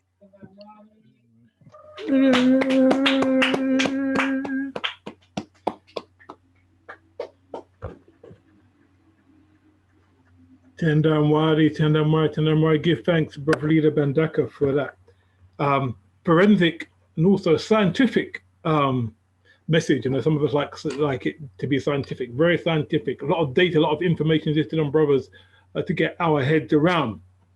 So now when we hear that question, is Africa on the rise? We have a good analysis to really begin to interrogate that presumption that we do have. I'm not going to go spend much time. Just going to open the floor, really. Anyone who wants to ask a question or has a comment, please, if you can, unmute yourselves and enable your video to share and interact with us as well. Just going to go into the chat to see if there's anything there. And this is from W. Alcott. Very good use of numbers in the analysis. You're showing us how to look beyond the use of a ballpoint digit, a percentage, and that is to use to cover the reality. So certainly a positive feedback there from W. Alcott. Our leader, but yes, brother. Let me just say, well, so obviously, so you've shown obviously things, obviously the growth figures do belie the reality. But surely some would say that, bear in mind that Africa has had just a few decades of independence, whereas Europe has built up its wealth and its infrastructure over centuries. So surely, although the figures can be misleading, is it not a step in the right direction for the motherland? Of course not. No, of course not. The question is who is in control? Mm-hmm. Independence was meant to be Africans taking control of African lands, African lives, and African destiny. That has never happened. So even to say that we've had decades of independence is a myth. If that were the case, then the Osachifo would not have been toppled. The great work that he was doing, not just for Ghana, but for the rest of the African continent, he would not have been toppled. It's an insult to the lives and to the blood of those who were slaughtered and slain for our liberation, that we should stand here now and say we've had decades of independence, when we know that every African leader that has stood up and really tried to extricate Africa from colonialism and from neocolonialism have been assassinated, have been brutally overthrown. So no, that it cannot be a step in the right direction when we don't own our land, we don't own the means of production, we don't own our natural resources, we don't own our industries. We still have African nations that are reduced to being cash crop nations, so they can't diversify their industries. I mean, Europe still dominates, and this ridiculous stranglehold that France has on 14 African. How can we talk about independence? That's why nobody respects us. That's why nobody respects us.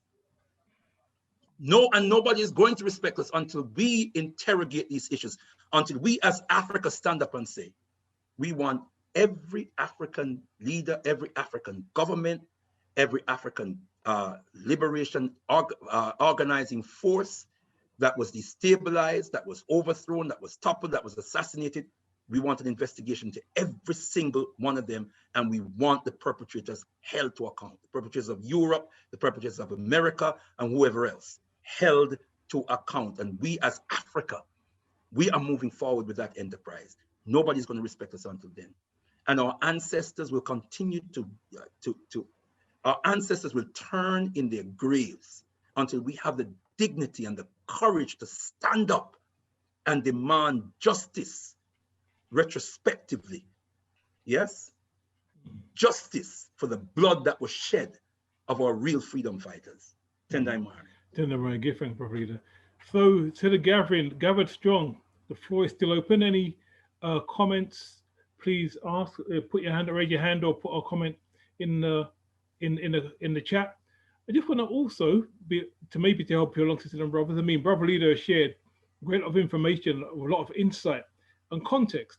So my question to the gathering here is, how will you make use of this information? Because it's good to know, but it's better to do. So it's useful stuff to know. How can we make use of it? Is there any way you feel you can make use of the information you've heard here tonight? Maybe stuff you've not heard before, you maybe heard it before. If you heard it before, hopefully you're making use of it already and you can share that with us. But sisters and brothers, just want to for open. We haven't got much time. We don't want to get people to start firing questions or comments when we're about to close. So the floor's open now, sisters and brothers. Please let us know some feedback about the message, certified to the proud of word. And Tendai Mari. Shabaka. From Shabaka. Greetings, Shabaka. Yeah, I apologies, I tuned in late to the presentation, but it was a very good presentation for what I heard. But the answer into your question about what do we do with the information? Well, I personally wouldn't go into too much information regarding what we should do with it on this platform, because tuning into this platform, they want to monitor everything what you say and do. And Rebecca, we're just catching your forehead right now. If you're able to adjust your camera. It's a lovely forehead, though. Nothing against the forehead, bro. It's the best I've seen, but we'd rather see the rest of your face. Yeah. Best I've seen for a long time, though. Good forehead. But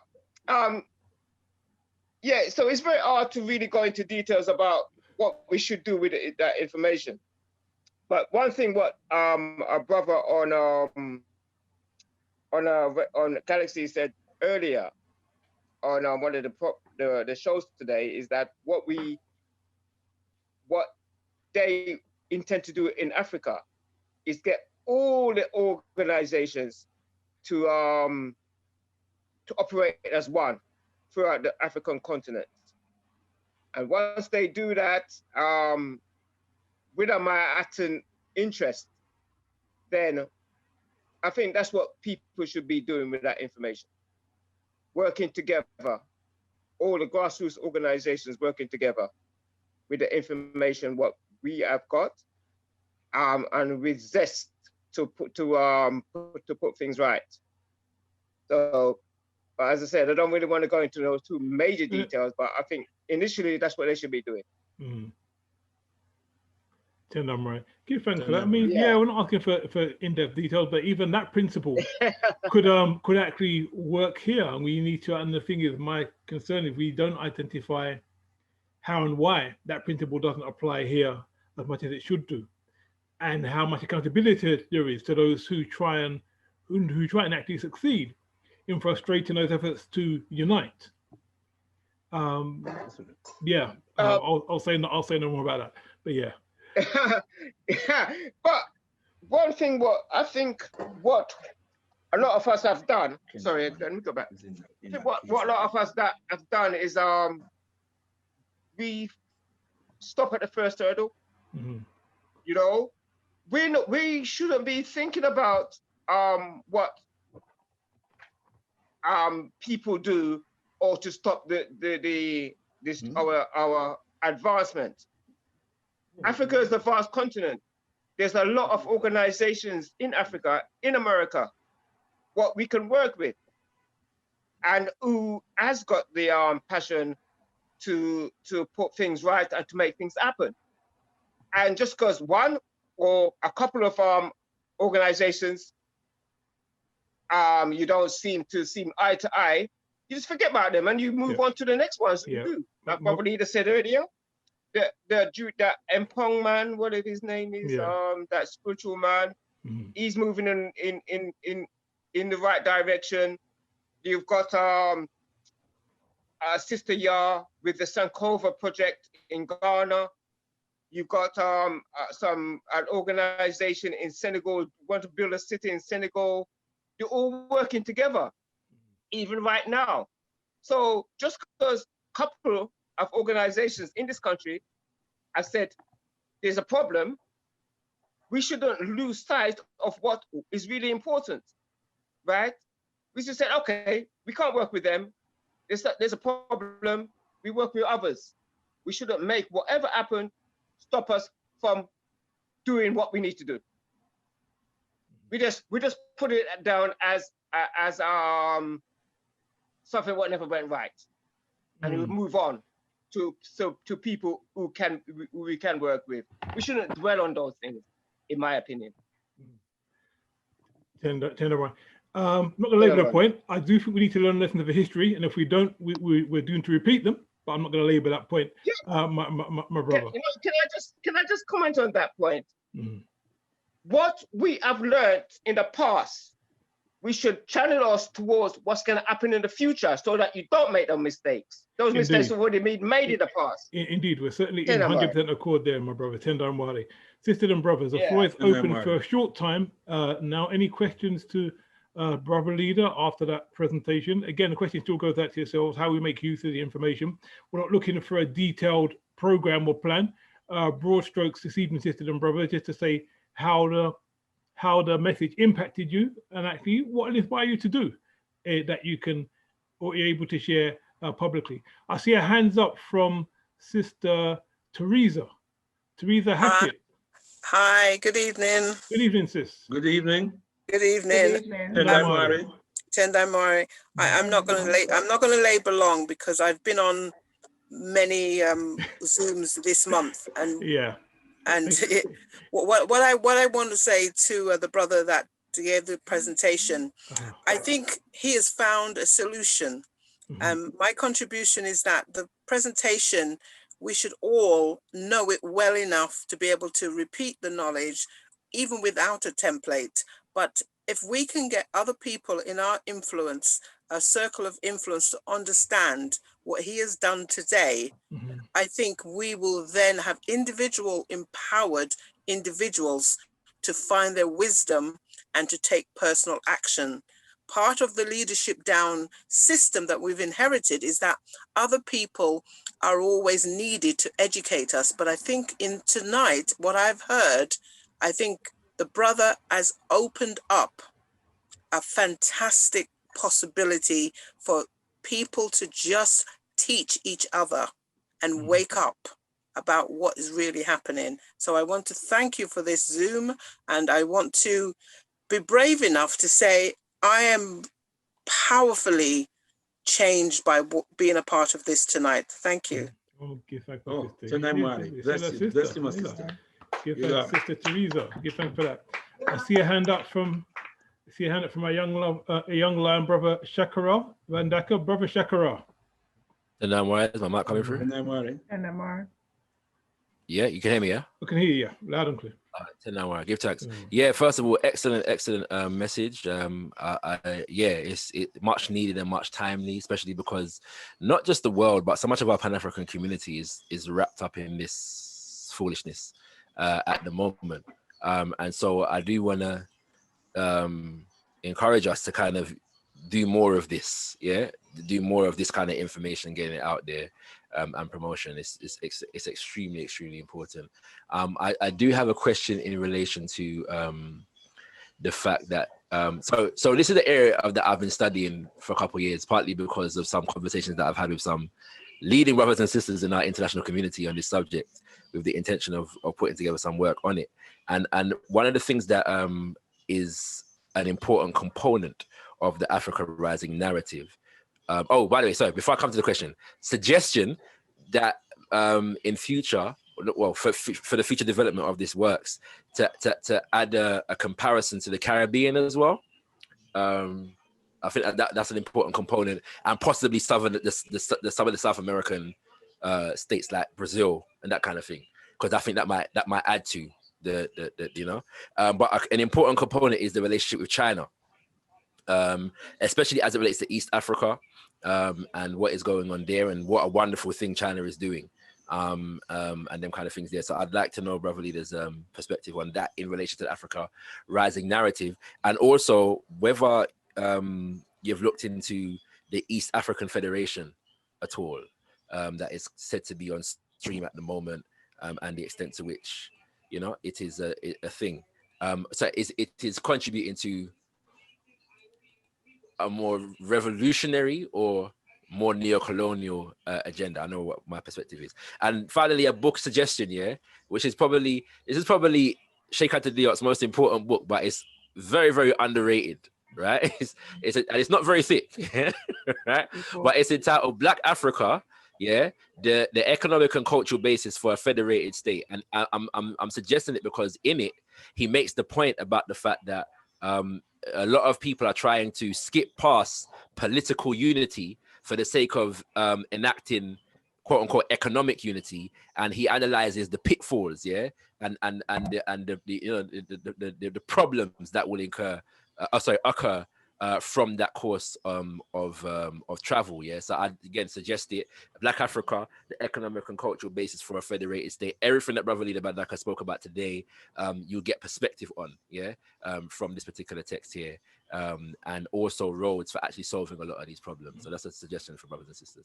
Indeed, indeed, sisters and brothers, highly recommended reading there, Black Africa. Definitely. By Sheikh Anta Diop. Brother Leader. Sorry, Octogen, very quickly. Does that printing have the Carlos Moore interview in the back? It does. Okay, cool. Let's make sure. Yeah. Go ahead. Okay. Right. Before I bring in Brother Leader, actually, is there any more comments or feedback from the message? We are going to come to the close soon, sisters and brothers. The time is getting on, and I certainly agree with Sister Teresa that the Zoom thing you can indulge in a bit too much sometimes. So yeah, we want to make it like relatively short but very meaningful, sisters and brothers. Any other questions or comments before I bring in Brother Leader to respond to Sister Teresa and Brother Shakara? Brother Tunji, you might have to just help me with some of the points that were raised so I can respond to them. Okay. I didn't write them down, so you might have to just prompt me. Yeah. Okay. Sisters and brothers. Okay, let me start with. Okay. Is that Sister Amita? Yeah. Tendamore, Brother Leader. Tendamore. Tender for a brilliant presentation. You know, just a brief comment. Have I heard the name of our brilliant scholar, Sheikh Anta Diop, mentioned? I recall, I can't remember if I heard it in an interview that he had held where he spoke, or whether I read it somewhere, but he was asked the question, what does he think about the Europeans coming together in a union? And he was, his response was that, you know, maybe it will inspire the African leaders to unite, because that was one of his missions, as well as being a historian, you know, scientist, whatever. He was also, you know, involved in politics, and he really was passionate about getting to see Africa unite.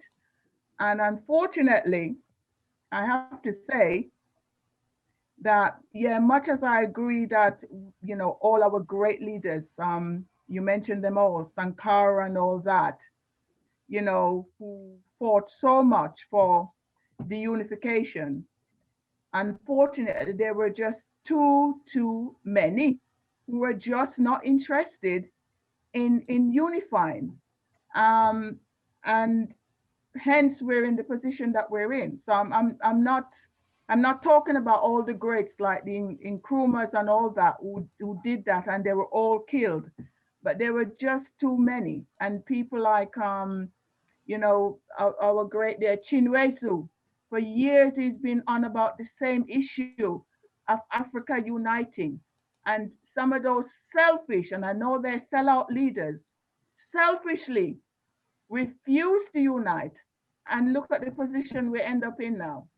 Yeah, but we can't give up hope. We have to continue. Tendamore, it was just a comment. Tendamore.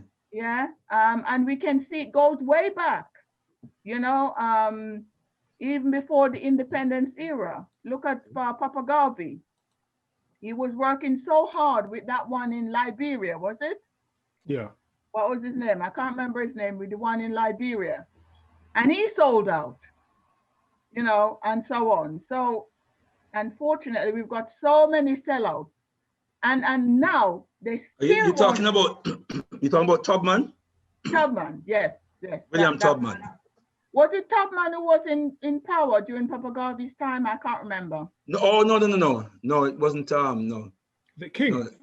No. There was King, who Papa Garvey was doing some land deal with. And you know, and he let down Papa Garvey, and Papa Garvey was willing to work with him to get the land and everything, and in the end he sold it to somebody else, Firestone or whatever.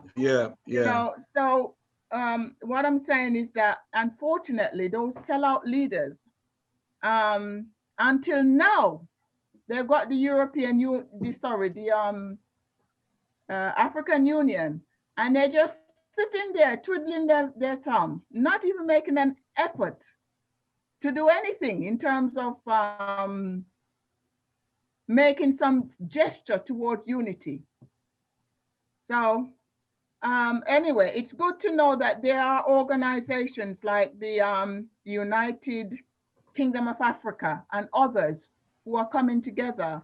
And all we can do in the West, we over here have to organize ourselves, because you know, how can we go to Africa and try to make an impact if we're not going to be coming as an organized body from, say, the UK or from America or whatever? We're not organized either. So how can we be criticizing the people in the motherland? So the entire African world, we're in a right state. Tendai Mori. Anything else? But I just want to quickly say about Sister Amato's point. I think it is true, just going back to an earlier discussion, that until Africans learn to deal with our traitor sellouts and saboteurs, then this situation will continue. And that's something we do really take seriously. If we can't do that, then actually there's nothing to preclude them from carrying on that work and being very destructive. Tendai Mwali. If there are no more comments, I mean, raise your hand, Sister and brothers, or on every video and share your thoughts with us. Basically, see, I don't think Sister Teresa had a question, but she said she was very inspired and very moved by the message. Said it was a solution, and it certainly moved her to be more engaged. So just want to give thanks for Sister Teresa's comments. If she is more than I missed out, in summary, please come back to me, Sister Teresa. Brother Shakara, again, commended the message. He gave some guide to say, also include some figures from the Caribbean and Southern America as well, in terms of the analysis to see how that is going on. Also recommended the works of Sheikh Anta Diop, particularly in the book Black Africa, which covers a lot of the same points. And he was obviously outlining and pushing that agenda many decades ago. So those are the key elements of what you want to say. Then Shekara wants to come back with anything else that I've missed out in that very broad summary of what he contributed. But he did say it's a timely analysis that we really need to get out to our sisters and brothers. There were two questions, sorry. Yeah. Remind me of those, please, Shekara. Yeah, one was concerning China. And its contribution to the Africa Rising narrative, or where it stands within it, and the other was concerning the East African Federation, and these kings. Tenamara. Did you get the question, bro, leader? Yeah. Tendai Mari. Can I just start off by saying, in response, is it Sister Teresa? Yeah. Tatenda, my beloved sister, for your commendation and just for being among us. And we're so pleased that not only did you consider us worthy of your presence, but that you have found it so informative and so fulfilling. So more strength and more power to you, my sister, as you go into the African community with the information that you've gained this evening.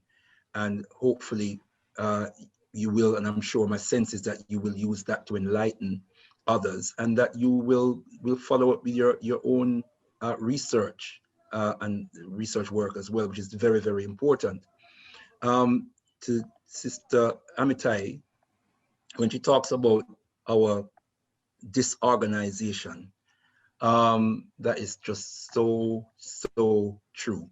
You know, the most eminent prophet and king, His Excellency Marcus Mosiah Garvey, says the greatest weapon used against the African is the weapon of disorganization. We have not heard that admonition yet, but it's a very, very important one. We are disorganized to our own peril. Papa Garvey says, unite, organize now, or we will perish. The only way, therefore, that we will prosper is to do the opposite. Is to unite and organize, rather than not uniting, not organizing, and perishing. There was something else, you know, Baba. Dear. Psychopathic racial personality. Bobby Wright. Bobby E. Wright says, one of our biggest problems is that we can't discipline our people of our own community. Anybody in our community can do as they like and get away with it. We can't discipline them. We can't punish them.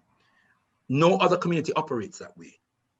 So in the process of organizing, we also have to have systems of accountability. We have to have systems of accountability. Where we go and work for white man, we have to be accountable, you know? So it always worries me.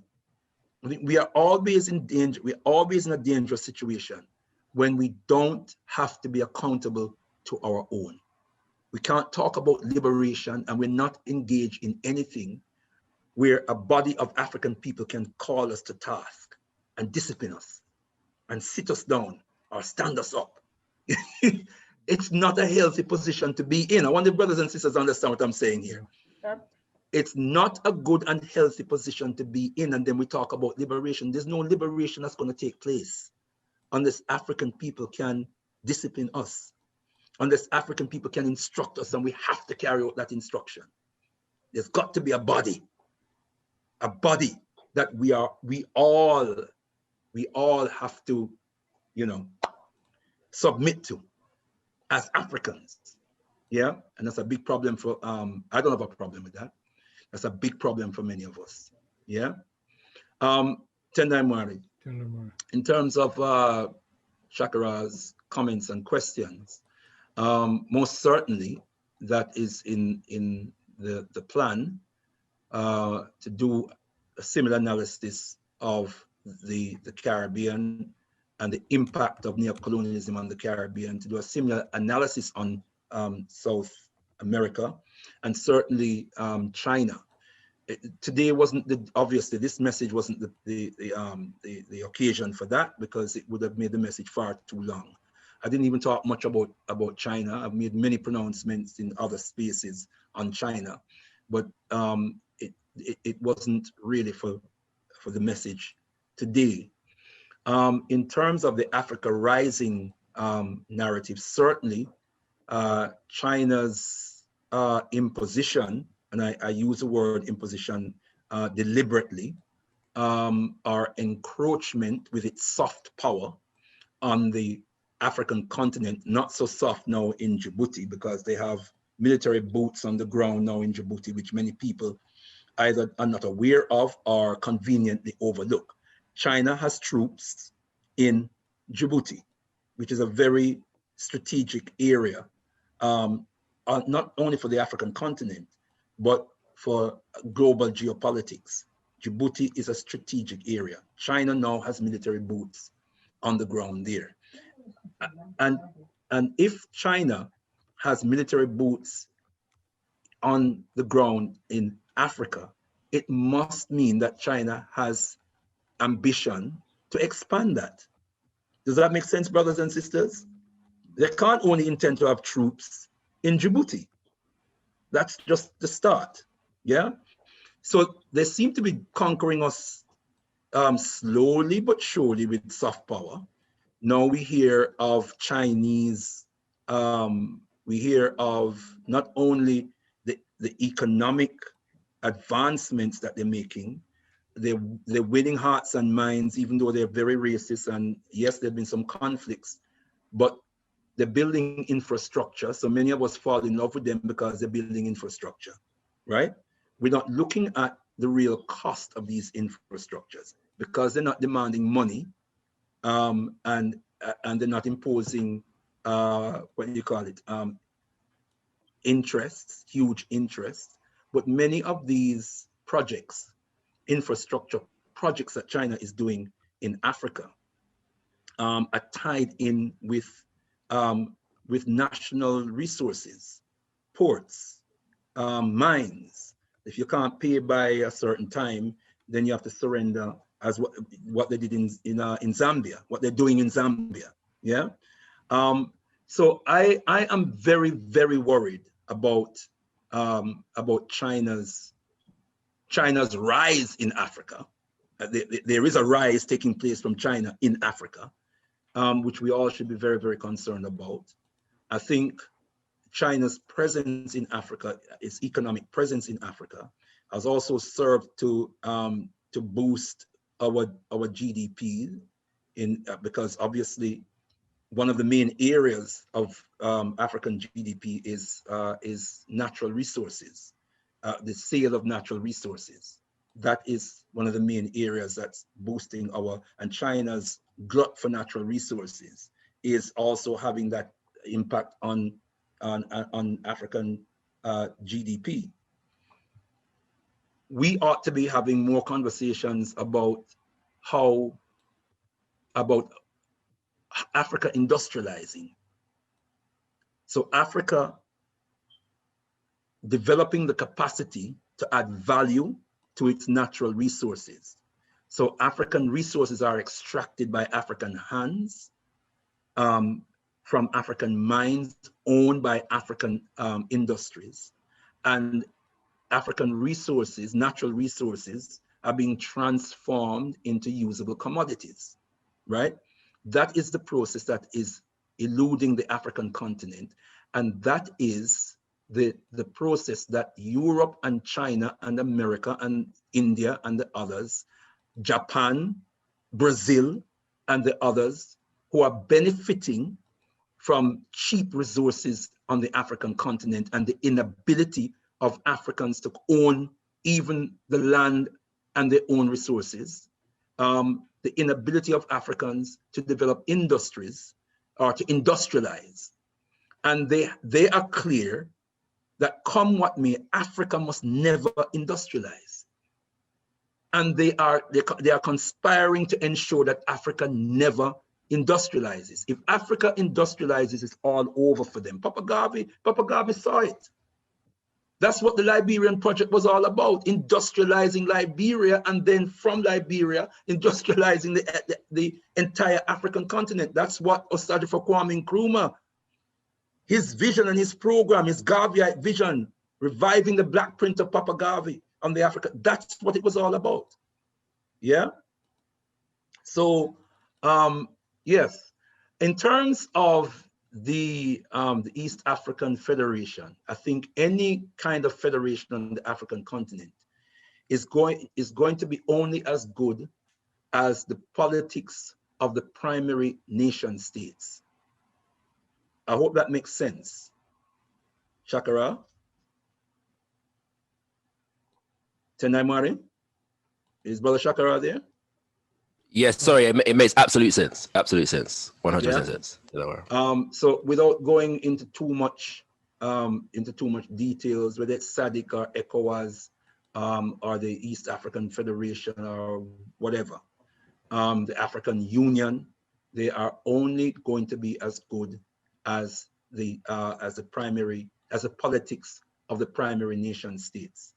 And at the moment, I am not seeing a great deal of evidence of revolutionary politics coming from the leadership of the African continent, by and large. Yeah. So I'm not excited about any of those federations. I'm not excited about much of what I'm hearing coming from the mainstream of African politics presently. I think the transformation has to come from the grassroots, and the grassroots has to empower itself through organization and resourcing itself, organizing itself well enough to make strong representation to the people who sit in positions of governance. You know, we need a strong grassroots movement like the one that appears to be evolving out of the African indigenous movement. The principles are right. Everything that they say in principle, it's correct. It's how we implement that now logistically. And we have to be honest. We need honest people behind these things, people we can trust behind these processes and these programs. Tenai Mari. I think I've addressed all of the questions, all the Shakara's questions, I think. Yes, give tax, most definitely. Give tax, much appreciated. Tender, my sisters and brothers, if that's it, we're going to come to our close.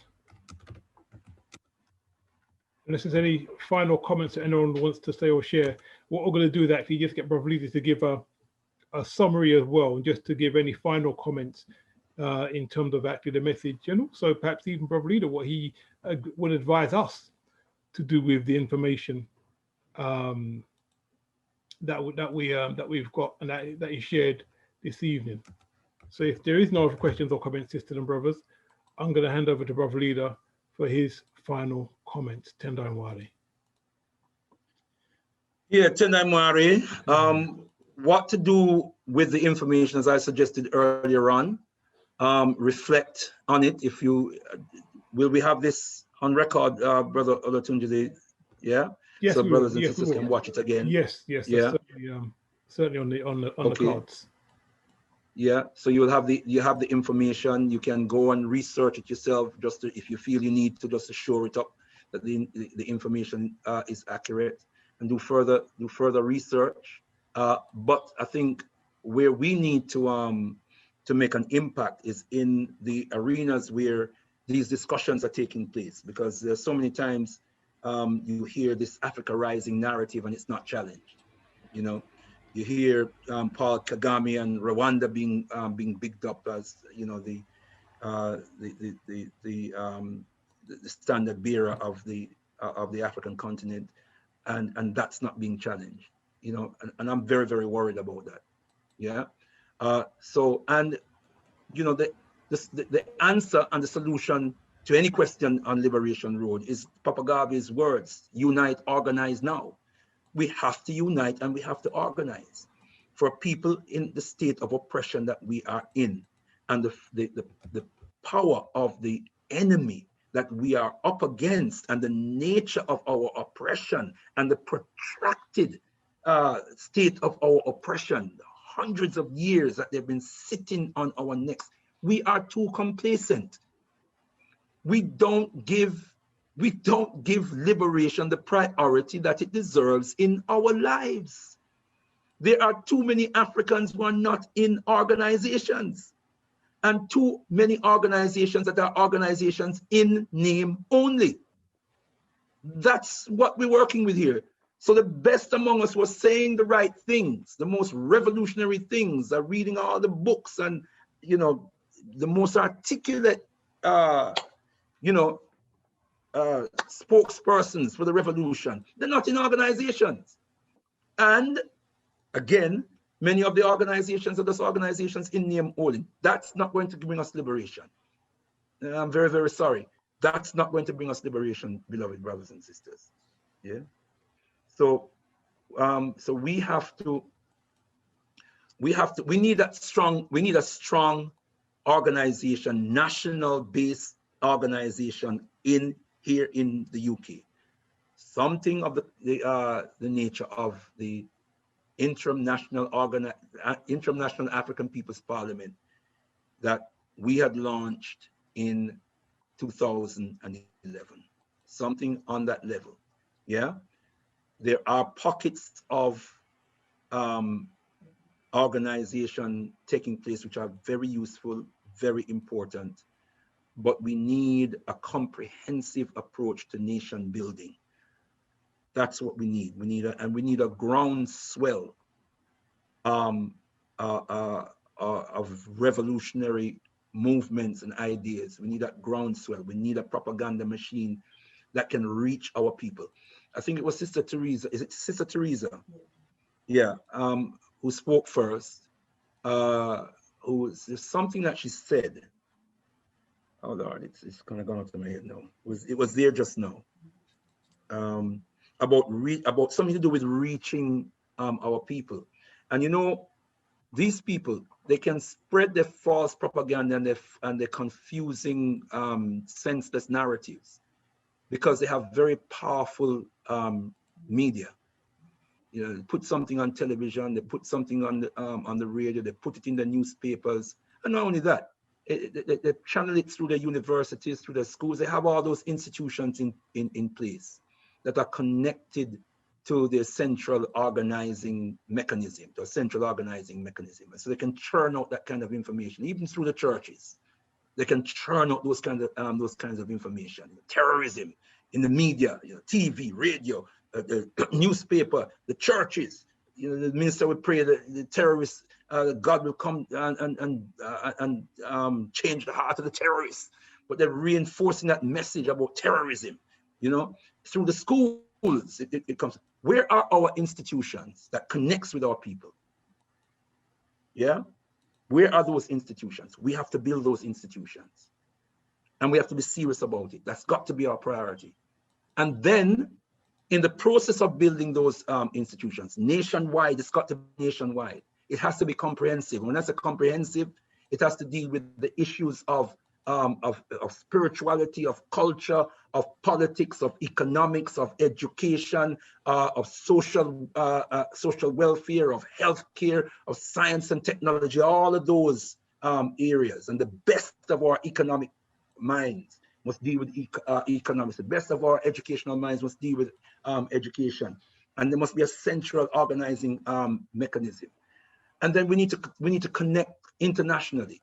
Connect with the forces on the African continent, connect with the forces in the Caribbean, connect with the forces in the Americas. One of the things that has been great about this year's African History Month and Mosiah is the connections that we've made across the waters, both on the African continent and in America.